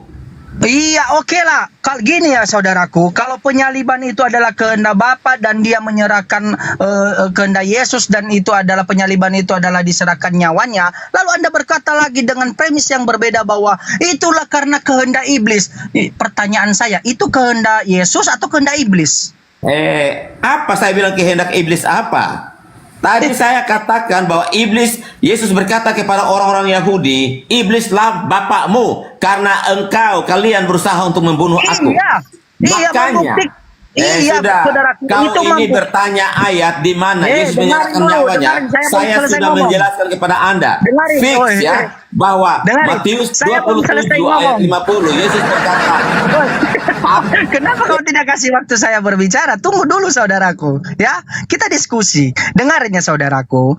Tadi dari awal argumentasi Anda berkata bahwa Yesus menyerahkan dirinya untuk disalib, menyerahkan nyawanya untuk disalib karena itu udah dituliskan, udah jadi ketentuannya. Oke, saya terima argumentasi begitu saudaraku. Tetapi ketika di Lukas 23 ayat 34, ya Bapa ampuni mereka, tidak tahu apa yang mereka perbuat. Kenapa dia meminta ampun yang menyalibkan dia? Sementara ketentuan penyaliban dia, penyerahan nyawanya itu sudah dituliskan dan sudah ditakdirkan kepada tubuhnya. Yang dijadikan pengampunan itu, dimohonkan ampun itu adalah sesuatu hal yang bertentangan yang tidak dituliskan atau diucapkan. Contoh, janganlah engkau memakan babi apalagi terkena bangkainya. Lalu kita manusia memakan babi dan kena bangkainya. Lalu Yesus berkata, ampunilah mereka ya Bapa. Itu hal yang wajar. Kalau sesuatu hal yang dituliskan lalu dimintakan ampun, apa bedanya dengan dosa dengan tidak dosa? Sama halnya semuanya, saudaraku. Kau bacot kemana-mana, nggak paham, nggak mudeng loh. Saya dan teman-teman. Saya tanyakan, apa dosanya manusia itu menyalibkannya Yesus sementara itu sudah ditakdirkan? Kamu itu dari tadi mempertanyakan di mana Yesus berkata dia menyerahkan nyawanya. Saya sudah kasih ayatnya. Fix, sudah jelas. Oke, nanti saya bacakan kamu. Yohanes. Saya bukan itu pertanyaan saya. Pertanyaan saya dari awal kau ngarang itu. Sudah. Pertanyaan saya dari awal. 700 lebih di bawah mendengarkan pertanyaan saya dari awal. Bang Andi, sudah. Saya sudah nggak mau sama kamu. Saya sudah menjawab. Saya sudah menjawab Anda. Jangan kemana-mana. Bang Handi, ini firman yang kau minta. Bukan. Pada mulanya adalah firman bersama dengan Allah dan firman itu adalah Allah. Dia pada mulanya bersama-sama dengan Allah. Kingdom, ntar dulu. Kingdom salah, Selesai Kingdom dulu. salah. Saya nggak. Salah, Ntar dulu, Kingdom. Pak Kripto. Jangan kata Allah, Bapak. Pak Kripto. Ntar dulu Pak Kripto izin. Ya, ya. Bukan itu pertanyaannya Pak Kingdom. Tadi Anda sendiri yang ngomong. Saya bisa membuktikan kalau Yesus itu Tuhan pencipta alam semesta. Ya. Kenapa lari ke Oke. sono? Makanya saya bacakan segala silakan. sesuatu dijadikan oleh Dia dan tanpa Dia tidak ada sesuatu pun yang telah jadi dari segala yang telah dijadikan. Jelas? Ayat Oke. yang ke-14 itu dia menegaskan tentang pribadinya Yesus. Firman itu telah menjadi manusia dan diam di antara kita. Saya nggak Dan nanya kita itu. telah melihat kemuliaannya, yaitu kemuliaan yang diberikan Oke, cukup. kepadanya sebagai Pak, kalau anak sama saya Bapa Pak Kingdom pendek-pendek penuh aja jangan kasih panjang. karunia. Pak Kingdom. Dijadikan oleh dia itu siapa Pak? Saya kan Dia itu gimana? Dia Firman. itu siapa? Firman. Bentar dulu Pak Yang Kripto. berfirman Pak dengan Kripto yang bentar dengan dulu Pak firman. Kripto. Saya nanya Kingdom dulu. Pak Kingdom, ya dijadikan oleh dia itu siapa? Anda yang bawa sendiri loh datanya. Loh, Dia itu firman. segala sesuatu dijadikan oleh dia. Dia itu siapa? Firman. Tadi pertanyaannya apa? Apakah saya tadi minta firman? Pertanyaannya adalah di mana Yesus berkata, "Aku Tuhan pencipta alam semesta." Anda menjelaskan firman. Saya minta Yesus, bukan firman. Jadi Anda salah jawab. Yesus itu tidak perlu pengakuan bahwa dia Allah pencipta karena memang Berarti dia sudah Allah ada pencipta. jawabannya. Ini jawabannya. Yohanes 1 ayat 3. Katanya nggak ada pengakuan. Jadi gimana sih? Yesus tidak perlu pengakuan bahwa dia adalah Allah pencipta. Tidak Ya perlu. kalau nggak ada pengakuannya berarti tidak ada jawabannya dong. Tidak Karena memang dia tertulis. sudah Allah dan dia tidak perlu harus ngaku-ngaku. Ada tertulis nggak?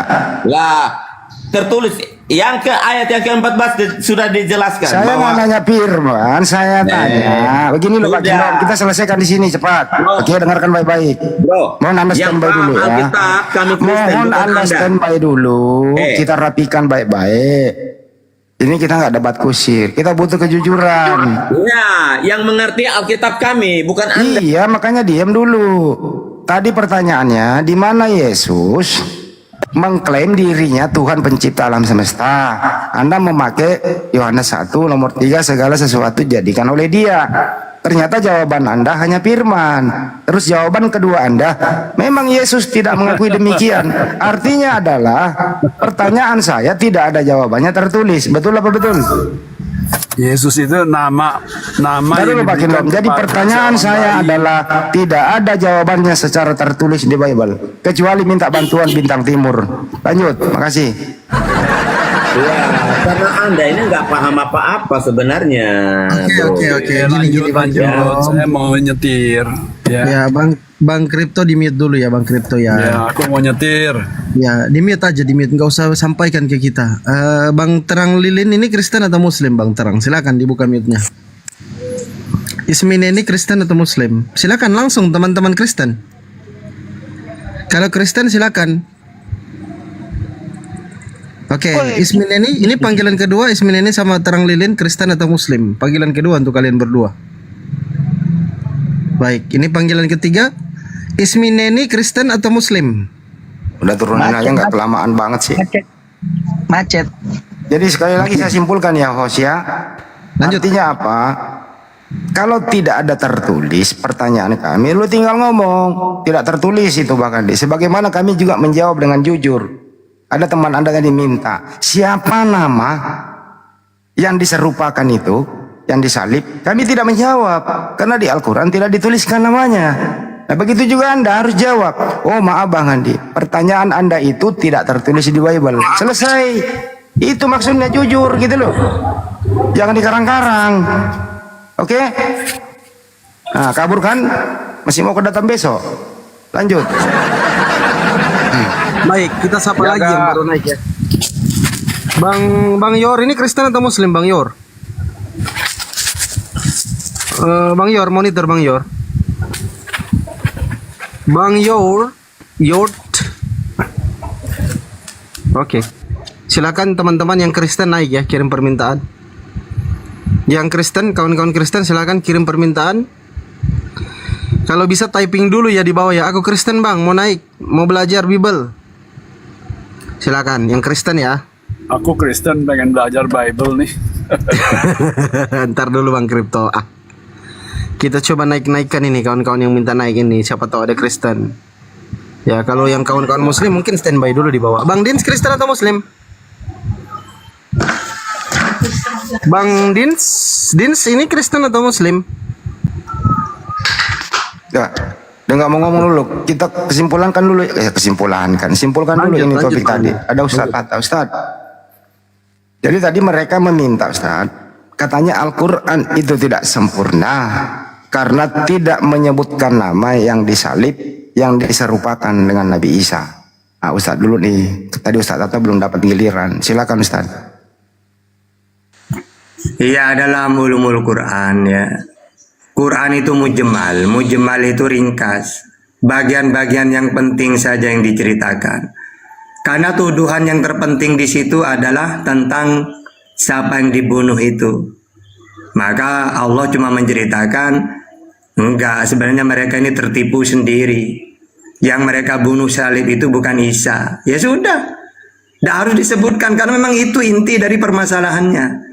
Sama dengan gini, ada kabar dari Fandi ke Bang Handi. Bang Handi, di situ di Jakarta jalan jalan apa lah gitu ya. Ustaz Tahta kecelakaan. Kaget Bang Handi. Akhirnya dia cuma ingin tahu. Oh, ternyata bukan Tahta. Udah pulang dia. Van, bukan Tahta itu. Nah, ya udah kan itu kan yang penting kan. Gak harus Bang Handi. Kalau ditanya kalau Fandi nanya siapa kalau bukan Tahta? Itu saya tidak penting bagi saya. Yang penting bukan Ustaz Tahta. Kayak gitu. Jadi Al-Quran itu membahas yang penting-penting doang. Yang penting ada perselisihan ya. Siapa orang Yahudi gembira mengatakan orang yang mengaku utusan itu sudah kami bunuh dan kami salibkan. Akhirnya Allah meluruskan. Ingat ya, Isa ini tidak mati dibunuh, tidak disalib. Akan tetapi yang mereka bunuh itu sebenarnya orang yang diserupakan. Sudah, Islam tahu, udah. Tidak penting siapa yang disalib namanya. Gitu loh ya. Oke, lanjut. Jadi itu jawabannya. Tapi mereka tetap tadi ngotot mengatakan Al-Quran tidak sempurna. Ya itu pendapat kamu ya, monggo saja kalau pendapatmu seperti itu. Giliran saya kick balik, apakah Bible sempurna? Ternyata mereka juga nggak bisa menjawab. Tahu tadi, Yesus itu Tuhan, Yesus itu Tuhan. Tunjukkan di mana Yesus mengaku Tuhan, mencipta alam semesta. Nggak ada juga. Yang dia kan kabur. Makanya kalau diskusi itu pakai akal, kejujuran, nikmati, saling menghormati satu sama lain begitu. Kira-kira begitu teman-teman ya. Kalau saya mau membahas Bible juga, saya bisa buktikan kok. Bukan anaknya Bunda Maria yang disalib. Banyak sekali datanya di Bible. Satu saja ya. Orang yang disalib itu yang harus terkutuk. Orang fasik, pengkhianat, pemakan suap. Satu. Itu yang harus disalib. Yesua Amasya adalah orang yang mulia. Orang soleh. Jadi tidak ada satupun kriteria memenuhi syarat Yesua Amasya anak Maria disalib. Sinkron dengan perintah Tuhan, dilarang membunuh orang yang tidak bersalah. Tapi mereka memaksakan harus anak Maria yang disalib. Kalau saya mau simpulkan lagi kombinasi antara Al-Quran dan Bible, yang mereka tuhankan adalah buangan daripada penjelasan daripada An-Nisa 157. Yang disalib adalah yang diserupakan, yang diserupakan inilah yang dianggap Tuhan oleh mereka. Bisa. Mari kita diskusi secara ilmiah, kita kupas tuntas hal ini. Kira-kira begitu. Lanjut. Mantap. Oke, saya sapa dulu Bang Boy, Bang Boy. Kristen atau Muslim Bang Boy? Bang Boy, Kristen atau Islam? Islam. Ya, standby di bawah Bang ya. Assalamualaikum warahmatullahi wabarakatuh. Waalaikumsalam. Silakan teman-teman Kristen kirim permintaan. Kalau Kristen typing ya di bawah ya. Belonging, silakan. Kenapa naik-naik masuk kendi ini? Belonging ini. Silakan. Jadi teman-teman ya, saya rasa sudah jelas tadi penjelasan dari catatan dan Bang Handi bahwa yang dituhankan oleh Kristen itu adalah Nabi Isa palsu. Jadi gini Bang, Al-Quran itu, mohon maaf ya, Al-Quran itu datang menyempurnakan, meluruskan, dan mengoreksi ya tindakan-tindakan penulis-penulis yang tidak bertanggung jawab, cenderung menistakan semua para nabi. Semua para nabi dinistakan di sana. Abraham dinistakan, Daud dinistakan, Yesus Masya anak Maria dinistakan. Anda bisa lihat baca Bible, mana ada mereka menghormati para nabi. Terakhir untuk Nabi Isa alaihissalam atau Yesus Masya, mereka kutuk. Mereka mengimani dia ditelanjangin, mereka mengimani dia digamparin, mereka mengimani dia diludahi, mereka mengimani dia diikat, ditangkap, ditambak lambungnya, dipaku, mati berdarah. Mereka mengimani itu. Al-Quran datang bahwa semua para nabi itu mulia, dilindungi oleh Yang Maha Kuasa. Al-Quran datang dengan membersihkan semua para nabi. Mereka ngotot, konsen bahwa nabi itu harus dikutuk, menjadi Tuhan. Galatia 3:13, Roma 14 nomor 9. Iman macam apa ini? Bersyukurlah ada Al-Quran datang meluruskan. Bukan demikian adanya. Mereka itu orang soleh, karena kesolehannya doanya didengarkan. Jangankan seperti itu, kakinya nggak terbantu ke batu, tidak disentuh oleh iblis. Nabi Isa alaihissalam itu, Al-Quran memuliakan, Anda malah mengatakan dia dikutuk. Jadi kalau iman Anda berdasarkan kutukan, berdasarkan kekejaman orang Yahudi dan tentara Romawi, ya silakan gitu loh, ambillah buangan itu. Kita saling menghormati. Artinya Tuhan Anda adalah buangannya, atau adalah orang yang terkutuk, bukan orang yang soleh. Itu Tuhan Anda itu, Kristenku semua ya, teman-temanku Kristen. Tuhan Anda adalah orang terkutuk. Nabi kami Nabi Isa alaihissalam, Nabi yang mulia. Begitu kalau Islam itu. Al-Quran datang meluruskan. Terserah Anda mau pilih yang mana, data yang berisi kutukan, atau Anda beriman kepada Al-Quran yang begitu memuliakan para nabi. Sekian. Nabi Muhammad dimuliakan di dalam Al-Quran, tapi kenapa di hadis baginda Rasulullah dinista? Di mana lagi dinista? Itu Rasulullah difitnah kena sihir, padahal baginda adalah seorang beriman. Rasulullah difitnah menikahi gadis di bawah umur, padahal dia adalah orang yang soleh. Bisa dipercaya nggak ini hadis? Itu bukan fitnah, brother. Taruh biar kita santai menjawab. Bagaimana ini bagian Ustaz yang menjawab. Silakan Ustaz. Jadi gini ya, termasuk Rasulullah itu dimuliakan. Dia disihir oleh orang Yahudi, Allah mengutus malaikat menyembuhkan. Yang dihinakan itu dia mau dibunuh, mati beneran tergantung. Nah itu baru dihinakan, itu namanya. Kalau Nabi Muhammad disihir diselamatkan oleh Tuhan, berarti dimuliakan. Kecuali bapak-bapak, ya, biarlah cawan ini, ternyata digantung dia. Nah ini berarti Tuhan tidak sayang ke dia. Gitu. Jadi salah kamu mengartikan ayat itu. Justru ditolong kan oleh Allah Nabi Muhammad. Gitu. Oke. Silakan. Sekarang sedot, saya nanya sama Anda, saya nanya balik. Pertanyaan singkat. Yesus Masya itu, anaknya Maria itu, di Bible itu dimuliakan atau dikutuk? Jawab. Jawab, dimuliakan atau dikutuk? Dia dimuliakan, tapi tujuan utama dia datang ke sini itu coba tunjukkan, langsung aja pakai data. Di mana datanya imanmu Yesus Masya itu dimuliakan? Datanya di mana?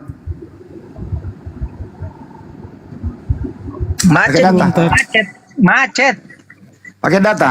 Kalau saya bisa tunjukkan, ya Tuhanmu itu dikutuk. Galatia 3 nomor 13. Kristus telah mati Kristus menebus kita dari kutuk hukum Taurat dengan menjadi kutuk karena kita. Sebab ada tertulis, terkutuklah orang yang digantung di tiang salib. Ini memuliakan Yesus atau mengutuk? Jawab. Data. Jawab. Kalau enggak turun, kalau enggak ada ilmu. Macet. Yesus dimuliakan di atas gunung. Ya kalau kita 13 pakai data ini. Pakai data. Saya kasih lagi data satu ya. Waktu Yesus ditangkap, dengerin, ini dimuliakan apa dihina? Ditangkap, ditelanjangin, diludahi, digamparin, kasih mahkota berduri, telanjang, bawa salib, naik ke Bukit Golgota, sampai di Bukit Golgota, diikat tangannya, dipaku, digantung, mati terkutuk. Pertanyaan, ini dimuliakan atau dihinakan? Jawab. Jadi kamu bantah rencana Tuhan. Ini jawab, dimuliakan bukan rencana. Ini dimuliakan apa dihinakan? Jawab. Ini rencana Tuhan mau dibantah. Saya nggak tanya rencana siapa. Ini dimuliakan apa dihinakan? Dimuliakan. Bagaimana cara memuliakan kalau diludahi? Belum loh. Sekarang saya tanya. Enggak usah tanya, jawab dulu, akui. Iya. Akui dulu. Iya, kita ini mau diskusi. Akui dulu, ini dimuliakan apa dihinakan? Dimuliakan. Coba apa korelasinya dimuliakan dengan perlakuan demikian?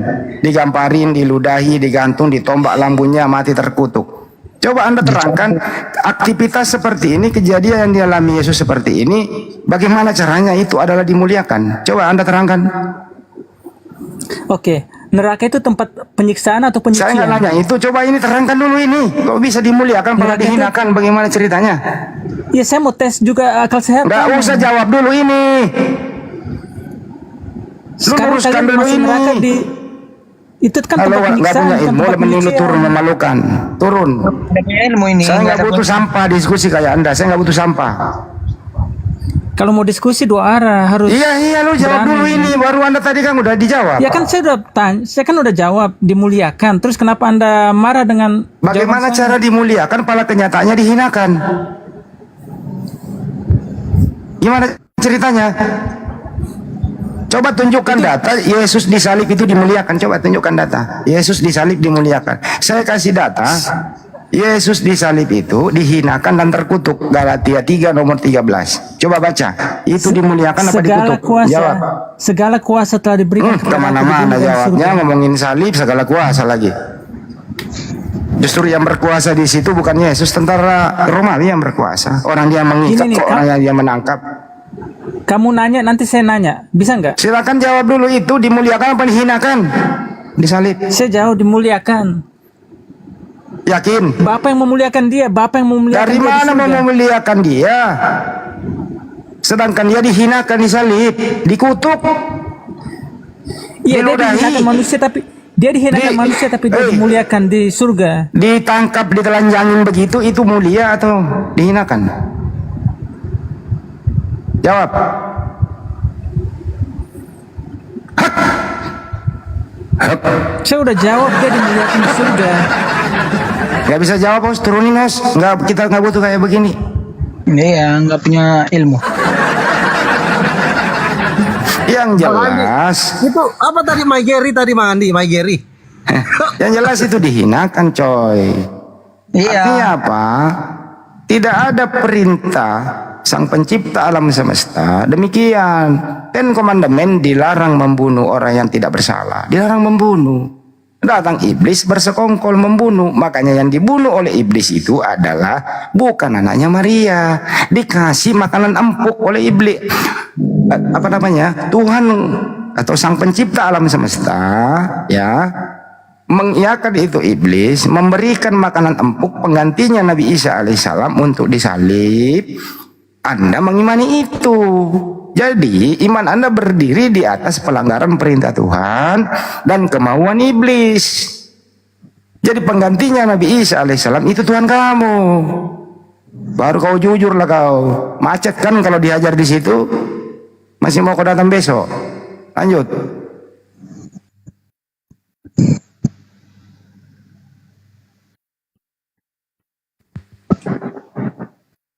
Jadi kalau diskusi itu, bro, lu jujur. Tuhan Sang Pencipta mengizinkan dari mana? Mana ada perintah Tuhan membunuh orang tidak bersalah, coy. Justru yang bersalah itu yang dihukum. Orang terkutuk di tiang salib lo imani jadi Tuhan. Gimana ceritamu, bro? Kita pakai data, lu pakai congor. Jadi kalau diskusi itu jangan bawa iman buta di sini, pakai data. Imanmu saja lah. Kita paham imanmu begitu. Tapi kalau diskusi jangan pakai iman, pakai data. Kita pakai data, datanya jelas. Proses Yesus sebelum disalib itu dihinakan bertubi-tubi.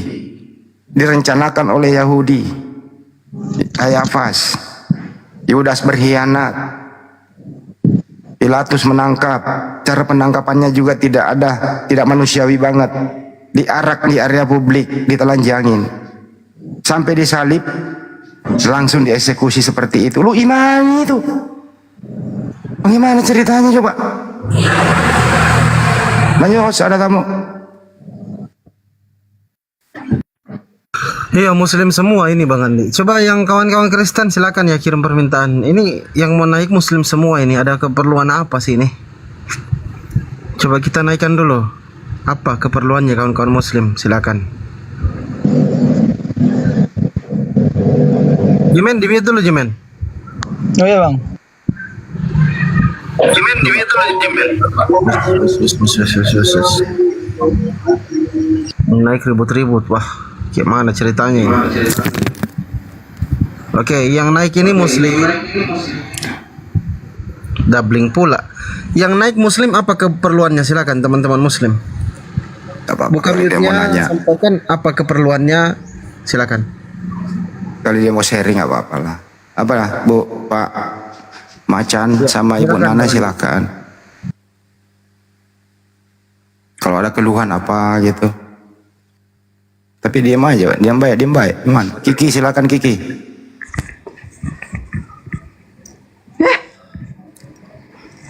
Kiki kitchen set, silakan Kiki. Kiki. Oh, ke kitchen dia. Oh, kepencet sama ke kitchen. Ya udah. Ya. Enggak apa-apa. Tolong diturunkan. Ya Allah, Masya Allah. Turun sendiri kak. Mandiri. Gimana lu kan tadinya juga oten. Lu dari kecil diajari nggak sih bahwa di atas tiang salib itu ajaran kasih, bukan ajaran keji. Lu dulu diajarin kayak gitu nggak sih? Diajari salib itu adalah buku simbol kasih. Pengusir setan, karena setan tidak suka kasih. Sering kayak gitu di sekolah minggu dulu. Salib itu adalah tanda bahwa begitu besar kasih Yesus hingga menyerahkan nyawanya. Ya, dielu-elukanlah salib itu. Iya, diajarkan itu hanya dogma, tapi datanya di Bible tidak ada, Bang. Enggak, itu dogma, ajaran kasih, tapi nyatanya adalah ajaran keji terkutuk. Gimana ceritanya? Iya. Dicambuk. Ya saya nggak tahu lah, Bang. Saya nggak oten bodoh lagi, Bang. Saya ya disapa juga itu yang baru naik, langsung disapa aja. Saya ini udah Muslim. Sebentar, Jiman, kalau ada yang naik begitu langsung disapa. Oh iya, siap Bang. Kita tahu, sapa aja dulu. Oke. Silakan Bang Edo, Kristen atau Muslim Bang Edo? Oke, Bang Edo. Panggilan kedua, Bang Edo. Apa sih teman-teman naik? Kenapa diam semua? Dikit aja nggak bisa. Oke, Bang Paradise Musik, Kristen atau Muslim? Aduh, buset. kenapa sih? Ada apa sih ini? Gak tahu kalau gue di atas sepi gimana sih. Gue nggak apa-apa loh. Saya ini tegas. Saya itu tegas. Mengajak Anda diskusi jujur. Mau Anda imannya seperti apa? Ya monggo. Tapi jujur saja. Jangan ditanya harga cabai. Lu menjelaskan BBM selundupan. Jangan nyambung. Jadi kalau ditanya modal A ya, seperti tadi ya dia jawab apa coba? Dia bawa kejadian Yohanes 1 nomor 3, segala sesuatu dijadikan oleh dia. Sedangkan di Yohanes 1 Yesus belum nongol. Pertanyaannya bukan di situ. Pertanyaannya di mana Yesus mengaku dirinya Tuhan pencipta alam semesta. Dibawa Ke Yohanes 1 nomor 3. Saya tanya balik, dia itu siapa? Nganga dan kabur jawabannya, kan gitu. Yesus itu ada setelah Yohanes 1:14. Firman telah menjadi manusia. Sebelum itu Yesus belum nongol. Apalagi di Kejadian 1, Yesus nggak ada. Yang menciptakan alam semesta bukan Yesus. Di sana Bereshit bara Elohim. Pada mulanya Elohim menciptakan, bukan Yesus. Tapi dia akal-akalin yang menciptakan kan firman. Yesus itu firman. Yakin Yesus itu firman? Kalau Yesus itu firman berarti dia nggak berbentuk manusia. Inilah kombinasi antara ajaran pagan Yunani dikombinasi dengan kitab Yahudi. Sehingga Anda di area diskusi nggak bisa apa-apa kecuali iman. Iman aja lah. Kalau kayak begini lu jangan diskusi deh. Lu nggak dapat jawaban. Karena kami nggak butuh iman, kami butuh data, kejujuran saat diskusi. Silakan, ada tamu. Wah, baru naik langsung turun lagi dia. Aduh, kayak mana ceritanya ini? Keresteng. Nggak ada ya Kristen ini? Katanya ada Megatron, naik lah diskusi baik-baik. Ayo kita diskusi. Jangan takut. Jangan takut diskusi. Jangan takut jujur. Jujur itu. Bang, akun saya dilaporkan ini kayaknya. Jujur itu harga diri yang kami hormati. Jujur itu kami sangat mengapresiasi orang yang jujur. Tunjukkanlah bahwa Kristen tuh kayak begini, Islam tuh kayak gini gitu loh. Jangan naik ngotot-ngotot saja. Diskusi pakai data, jangan pakai iman. Kalau pakai iman mah ya nggak bisa diskusi itu. Mana bisa iman didiskusikan, coy? Kagak bisa. Kepercayaan itu harus berdasarkan data dan fakta. Contoh kami Muslim, percaya bukan Nabi Isa alaihissalam yang disalib, jelas datanya. Nah Anda nanya, siapa namanya? Ya nggak dijelaskan Al-Quran. Al-Quran itu hanya pokok-pokok saja. Gitu loh. Kalau mau dijelasin semua bagaimana cara membuat kue, Al-Quran tidak begitu. Buatlah, contoh nih, buatlah kue agar kau bisa makan kue. Nggak dijelaskan. Buat kue, gula 1/2 sendok, garam sekian. Nggak begitu Al-Quran. Penjelasannya nanti ada di hadis. Yang mempunyai kapasitas untuk menjelaskan ini semua adalah Nabi Muhammad SAW. Di Bible juga bercampur-campur, coy. Di kitab Yahudi itu ada pokok-pokok, ada juga penjelasan. Kitab Yahudi itu Anda ambil, Anda campur, ya, penjelasan dan kitab suci Anda campur jadi satu. Apalagi perjanjian baru. Yesus pergi ke sini. Oh, itu bukan firman Tuhan. Itu artinya kegiatan Yesus di muka bumi dikisahkan oleh penulis. Yang firman Tuhan itu adalah segala firman yang telah aku terima, telah aku sampaikan kepada mereka. Mereka menerimanya dan mereka percaya bahwa engkaulah yang telah mengutus aku, ditulis oleh penulis. Yesus disunat pada umur 8 hari. Itu bukan firman Tuhan. Itu aktivitas kegiatan Yesus mulai dari bayi sampai dewasa. Jadi bedakan antara firman yang diajarkan oleh Yesus dan aktivitas Yesus sehari-hari. Begitu juga Nabi Muhammad SAW, bedakan antara hadis dan Al-Quran. Nah mereka ini gabung jadi satu, akhirnya moncrot kalau diskusi. Ada tamu host? Waduh, itu yang noise itu kalau bisa, Bang Des Jaya, kalau tempatnya ribut bising jangan dulu naik Bang, jangan paksa untuk naik ya. Yang Kristen maupun yang Muslim. Himbauannya kalau lagi noise tempatnya, kalau lagi berisik atau ada suara azan, itu lebih baik jangan dulu minta naik. Nanti selesai azan atau selesai sholat baru Anda naik. Apalagi suara bising-bising mesin itu, jangan. Kalau suara azan masih boleh enak kita dengar. Asal jangan suara Amsal atau Yeskiel, jangan. Silakan Bang Des Jaya, Kristen atau Muslim? Dibuka mute-nya Bang. Nggak ada, itu ada Des Jaya. Des Jaya, Kristen atau Muslim Des Jaya? Muslim Bang. Ya, oke, standby di bawah dulu Bang ya. Kita naikkan teman-teman. Siapa tahu ada yang mau ditanya, nggak apa-apa. Udah saya nyimak aja dulu ya. Ya kalau nyimak di bawah aja Bang ya. Izin kasih kesempatan teman-teman Kristen untuk naik. Makanya kalau kawan-kawan Muslim saya langsung turunkan ke bawah supaya kawan-kawan Kristen bisa naik. Ustaz Tata, Ustaz Tata. Lanjut. Sirah Nabawiyah itu atau apa sih apa bedanya Al-Qur'an dengan hadis, Ustaz? Ya kalau Al-Quran itu kan firmannya Allah diberikan kepada Nabi Muhammad. Ya isinya pasti akidah, syariat, perintah, larangan. Itu kitab suci. Seperti Taurat juga kan gitu. Ada perintah, larangan tentang tauhid. Nah kalau hadis aqwalun Nabi wa af'alun Nabi. Jadi Nabi sehari-harinya Nabi itu nanti kalau berupa ucapan perintah ya wajib. Kalau cuma apa ya, nanti ya ada sunnah, ada makro ya gitu. Lihat dulu konteksnya. Atau perbuatan Nabi. Oh Nabi pernah sholat melakukan ini. Oh namanya sholat duha. Oh berarti sunnah gitu. Kalau sejarah, ya kisah-kisahnya Nabi. Mulai dari lahir sampai wafat itu sejarah namanya. Nasab-nasab itu sejarah sudah. Makanya kalau ingin tahu silsilahnya Nabi jangan di Al-Quran. Al-Quran itu bukan sejarah. Ya sama seperti bin ini kayak di Lukas, Matius ya. Ada silsilahnya Yesus ya. Karena memang berarti bukan kitab suci kayak gitu itu. Karena kitab suci itu tidak membahas tentang silsilah. Ya. Kalau ingin tahu tentang Nabi Muhammad ini sejarah Sirah Nabawiyah Ibnu Ishaq gitu itu. Oke, lanjut. Ya itu perbedaannya jelas ya.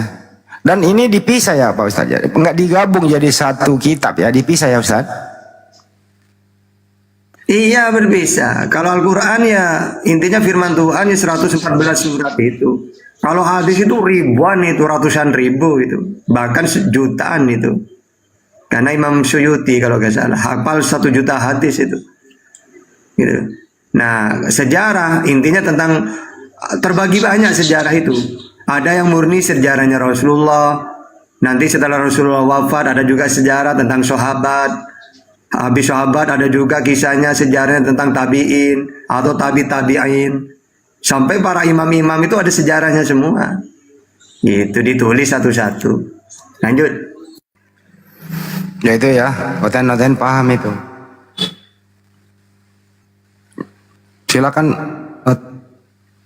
Kristen naik deh, kalau mau bertanya nanya aja nggak apa-apa. Tapi jangan ngeyel kalau udah dijawab. Kalau Anda ngeyel saya tanya balik, benar. Pertanyaan saya sulit banget kalau saya yang nanya, serius. Itu pun juga pertanyaannya berdasarkan tertulis, gitu ya. Itu ya udah dijelaskan. Tapi tadi waduh ngotot banget. Al-Quran tidak sempurna. Pernah tidak ditulis namanya yang disalib. Waduh. Gimana itu kan? Mereka tuh memang Islamofobia mereka ini semua itu. Al-Quran itu tidak sempurna gitu. Lu pikir Bibelmu apa? Yesus berkata, masih banyak yang ingin kusampaikan kepada kalian semua, kalian belum sanggup menanggungnya. Baiklah aku akan pergi, akan datang seorang penolong yang lain. Nah gimana? Jangan kan sempurna. Lengkap nggak ajaran Yesus 3 tahun setengah? Ada yang nulis nggak? Ada yang pelihara nggak? Orang dia mengajar secara oral kok. Ada yang hafal nggak? Apa yang pernah diajarkan oleh Yesus? Tapi kami sebagai manusia yang bijak, tentu sepandai-pandai orang untuk menutupi ajaran para nabi, Anda nggak bisa menutupi semua. Di sana masih ada sisa-sisa kebenaran. Yang perlu kita pakai itu untuk edukasi Anda supaya kembali ke ajaran para nabi. Jadi yang kita pakai itu adalah sisa-sisa kebenaran yang ada di sana, supaya Anda kembali berakal dan iman Anda sinkron dengan akal, ya kembali mengimani dan menghormati dan memuliakan para nabi. Itu aja tugas kami kok. Tapi kalau Anda masih ngotot terus beriman atas dasar pembunuhan anak orang di tiang sapi, yang mau ngomong saja, nggak ada urusan. Kita nggak maksa kok, nggak ada paksaan dalam memeluk agama Islam. Beda dengan Kristen masuk ke Republik ini ya paksaan oleh Belanda dengan 3G-nya. Siapa yang dekat menjadi jongos oleh Belanda ya hidupnya nikmat. Nikmat itu hidupnya waktu Belanda masuk menjajah. Yang dekat dengan Belanda nikmat hidupnya. Bahkan satu gereja dengan penjajah. Bahkan dia mungkin jadi tukangnya yang membangun gereja itu. Dikasihlah gaji, dilindungi oleh Belanda, memata-matai gitu. Akhirnya apa? Ya disitulah ada perpindahan akidah dari agama yang dibawa oleh penjajah kepada jongos-jongosnya tadi, orang pribumi ini. Nah, jongos-jongos pribumi ini beranak cucu. Nah, makanya kalau ada yang datang dengan arogan, ya wajar, karena kakek nenek moyangnya adalah jongos Belanda. Mudah kok sebenarnya ditelusuri itu. Siapa bilang orang Arab yang membawa Kristen? Gak ada itu. Orang bule yang bawa. Bersalib semua. Datang ke bumi ini, Nusantara ngapain? Menjajah, ngerampok, memperkaos. Gak ada adab. Berapa korban jiwa coba? Justru nenek moyang saya di Sulawesi Selatan 40.000 jiwa itu diembat oleh Belanda. Apa nggak sakit kami, bro? Masih ada tuh monumennya 40.000 jiwa dihabisin tanpa beri kemanusiaan sambil membangun gereja di kota kami. Kalau kami mau ungkit itu gimana coba? Tapi ajaran Islam nggak boleh. Yang berlalu, nggak boleh dendam, nggak boleh merusak rumah ibadah orang lain. Hidup berdampingan saja. Itu Islam ajarannya baik. Coba kalau ada dendam di antara kita, waduh, selesai semua kan? Lu pikir kami bisa melupakan sejarah? Enggak, bro. Andai dia melupakan sejarah. Ya lai aja kok masih berbau kolonialisme. Hadiah dari Belanda ya lai itu yang menerjemahkan. Makanya ya ini nggak mau jujur menerjemah. Karena masih ada intrik-intrik Belanda di dalam kepala mereka. Nggak boleh jujur. Kalau kita jujur ya nggak laku buku ini dijual. Coba jujur. Diganti semua istilah Islam yang ada di sana. Apa laku? Pada mulanya adalah logos bersama-sama dengan teos. Logos itu adalah teos, laku. Ya, untuk laku diganti. Pada mulanya adalah firman bersama-sama dengan Allah. Firman itu adalah Allah. Baru bisa laku untuk membodoh-bodohi. Nongol kata Allah di sana, padahal nggak ada sambungannya. Pembohongan publik lagi. Ini cara licik Belanda yang dipakai oleh LAI penerjemah. Harus paham semua teman-teman Muslim. Jangan mau dibodoh-bodohi oleh mereka. Siapa yang datang belajar Bible, ajak diskusi. Bagi yang datang dari door to door, home to home itu, bawa brosur segala macam. Yang paling parah sekarang kawinisasi. Ulah agak bego, ulah agak mau ingin memeluk Islam. Ternyata apa? Setelah menikahi seorang Muslim, dipaksa makan babi, dipaksa makan anjing, dibaptis ke gereja. Ini kasusnya masih ada sekarang. Kami lagi urus. Doakan teman-teman. Kami sudah datangin rumahnya. Sampai ke kantor polisi. Negosiasi. Tetap mereka nggak mau menyerahkan ke ibunya. Dan kami akan proses hukum. Sedang berjalan. Doakan ya teman-teman. Kita doakan api sumut dikomandoi langsung oleh Pak Saiful dan kawan-kawan. Semoga anak ini bisa kembali ke pangkuan ibunya. Saya tes kemarin, dia nelpon kepada saya, anak ini. Sedih loh kalau lu anda dengarkan semua rekamannya. Cuman ini off the record dulu. Intinya saja saya dipaksa. Saya kadang sadar, kadang enggak. Kalau sepertinya saya ada sesuatu, faktor psikis yang menyerang. Kalau saya sadar saya bisa ngaji. Tapi kalau lagi saya tidak sadar, saya nggak bisa apa-apa. Mereka mempergunakan segala cara. Waspada ya teman-teman semua ya. Lindungi diri dan keluarga Anda. Jangan sampai, baru kemarin ada ibu yang telepon saya lagi. Pak Andi, ini ada anak saya. Dilamar oleh seorang yang beragama di luar Islam. Tapi dia berjanji memeluk Islam. Saya tanya, kalau memang serius, jangan langsung hari itu syahadat Anda nikahkan. Enggak, kasih waktu 6 bulan dulu. Sudah syahadat hari ini, pantau dia 6 bulan. Apakah serius? Enggak. Begitu. Itu ya teman-temannya, kalau misalnya ada anak perempuan dilamar oleh berlainan agama, jangan langsung hari itu syahadat nikahkan, enggak, jangan. Beri waktu 6 bulan dulu. Kalau perlu masuk pesantren dulu. Suruh serius enggak memeluk Islam. Karena ini hanya tepu-tepu saja. Itu Mas, lanjut.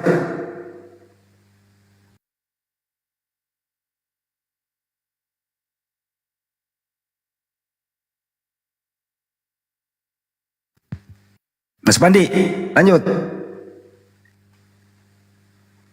Ini siapa ini? Aduh, ini Muslim apa Kristen?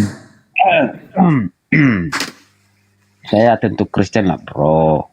Masa Muslim? Oke. Saya boleh menanggapi tadi bro yang sampaikan. Apa? Momen apa ya itu? Ya, tadi kan bro bilang kalau Kristen itu yang dimana mereka itu Kristen tidak benar, ya, padahal Islam.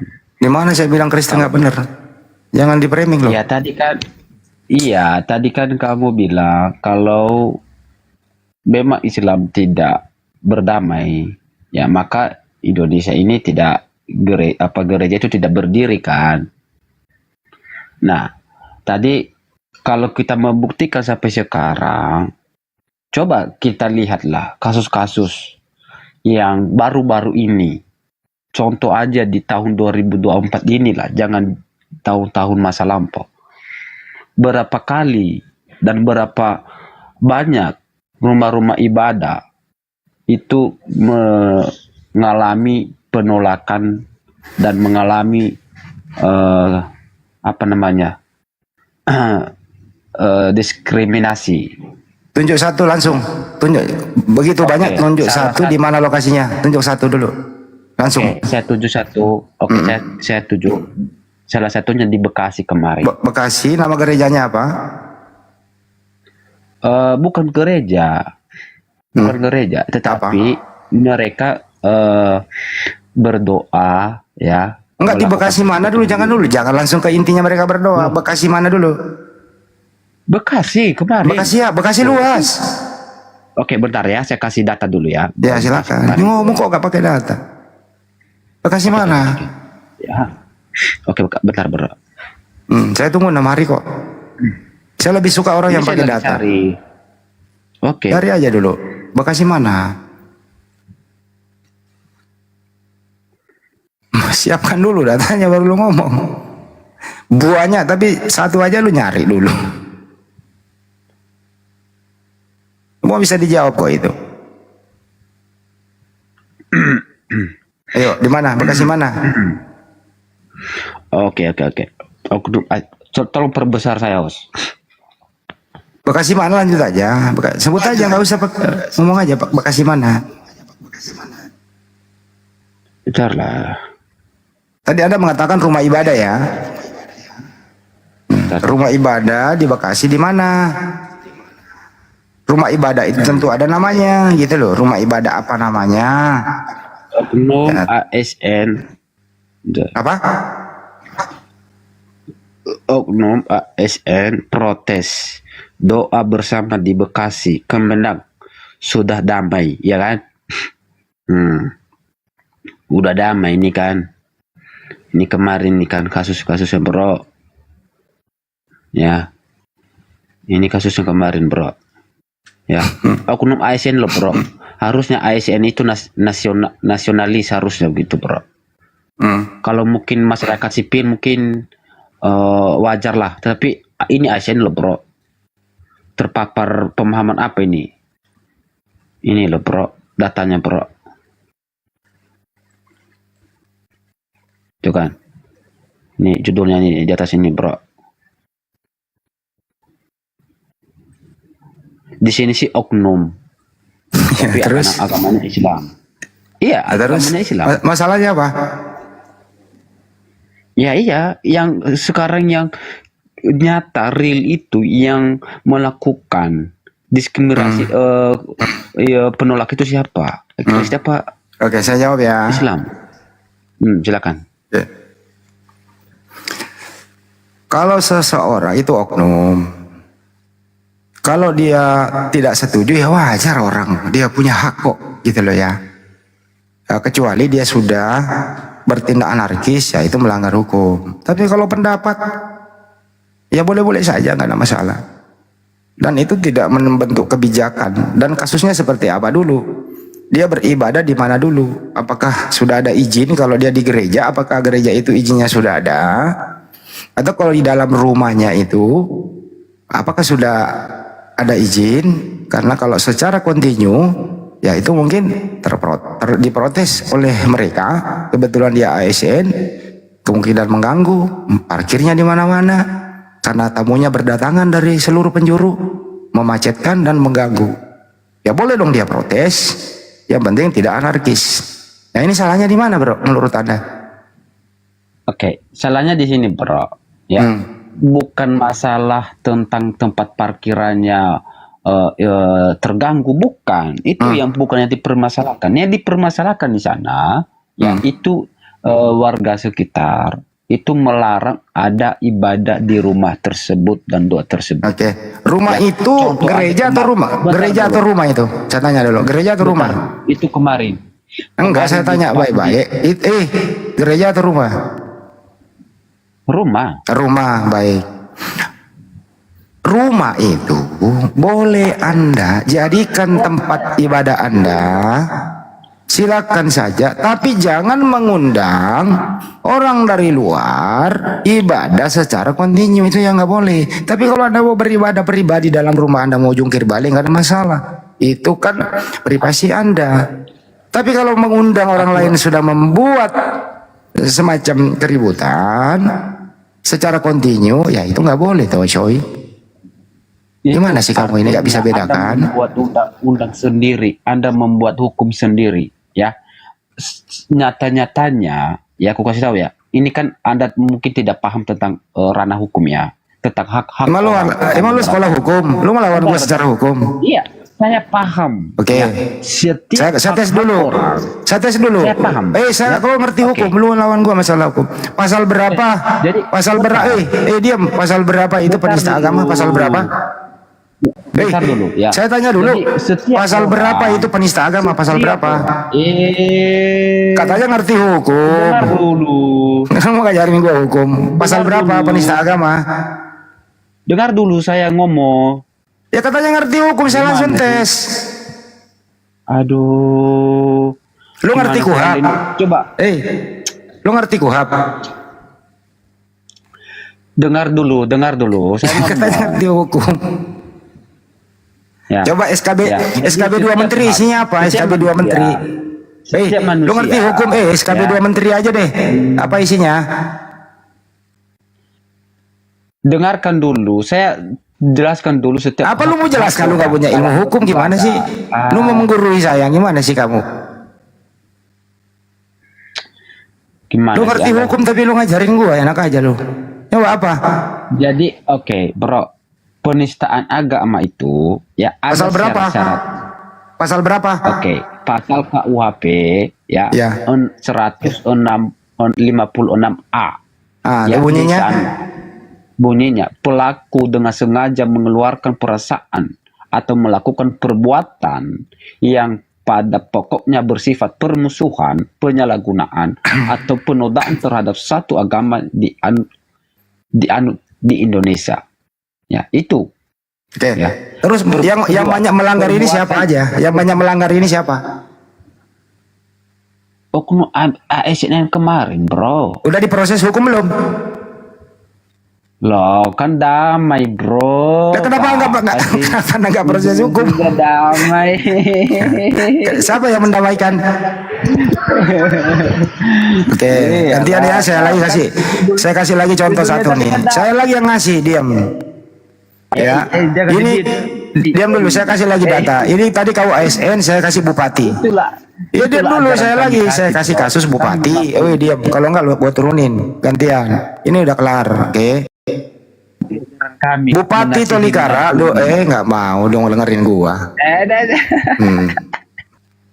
Bupati Tolikara, nih. mengeluarkan peraturan dilarang membangun masjid. Bupati Tolikara Usman Wanimbo membenarkan adanya perda yang melarang membangun tempat ibadah selain gereja Injil di Indonesia atau GDIL karena aliran gereja tersebut pertama terbentuk di wilayah tersebut. Memang ada perda yang menyatakan bahwa di sini kebetulan terbentuknya GLDI di sini sehingga dianggap sudah gereja besar. Bupati itu perda bro di Tolikara itu dilarang membangun masjid. Perda. Ini cuman ASN doang. ASN nggak bisa membuat perda. Ini kalau Anda mau apple to apple kelar lo sama gua. Oke. Jadi untuk teman-teman yang rumahnya saudara-saudara kita Kristen gitu ya, silakan aja beribadah di rumah Anda. Tidak ada yang melarang Anda beribadah di rumah Anda, nggak ada yang melarang. Silakan saja. Siapa yang melarang Anda beribadah? Tapi jangan mengundang orang lain secara kontinu. Itu masyarakat setempat ya pasti protes dong. Karena rumah itu bukan gereja. Tapi kalau Anda secara kekeluargaan di dalam silakan. Itu sumber permasalahannya di sana. Langsung ada yang baru naik.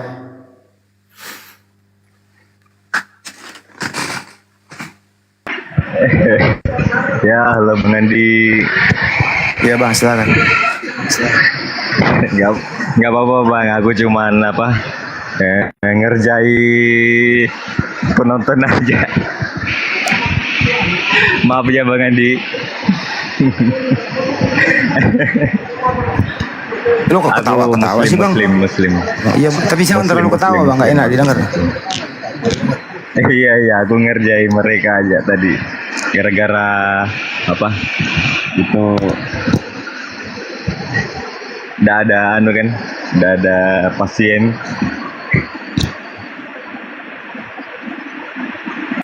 Apa itu Bang? Maaf ya Bang Andi, aku masuk tadi ke dalam roomnya. Pokoknya tadi pas aku minta dikasih naik tadi aku. Rumah mana ini Pak Mas Pandi, rumah di mana ini? Ya.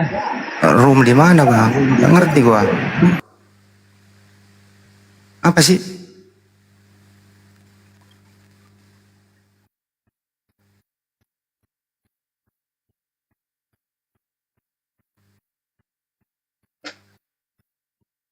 Ayo, aduh gua kasih perda loh itu Tolikara bro, dilarang membangun masjid. Ya kami manut lah, perda biarin aja. Lu pikir panitia masjid teriak-teriak gitu? Kagak, biasa aja gitu loh. Ya kalau aturannya kayak gitu, ini baru ASN yang memprotes. Emang kenapa kalau dia protes dia punya hak? Kecuali dia anarkis ya lapor polisi lah. Semacam protes nggak apa-apa. Ya kan kita pelajari dulu kasusnya. Itu kan rumah, bukan ibadah, bukan gereja. Ya rumah itu ya buat Anda semua yang dalam rumah gitu loh.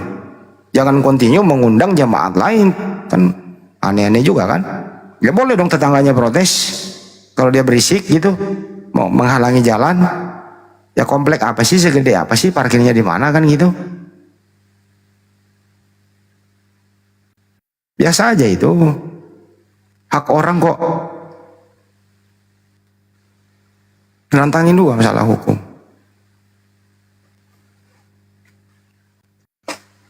Ayo, Oten naik.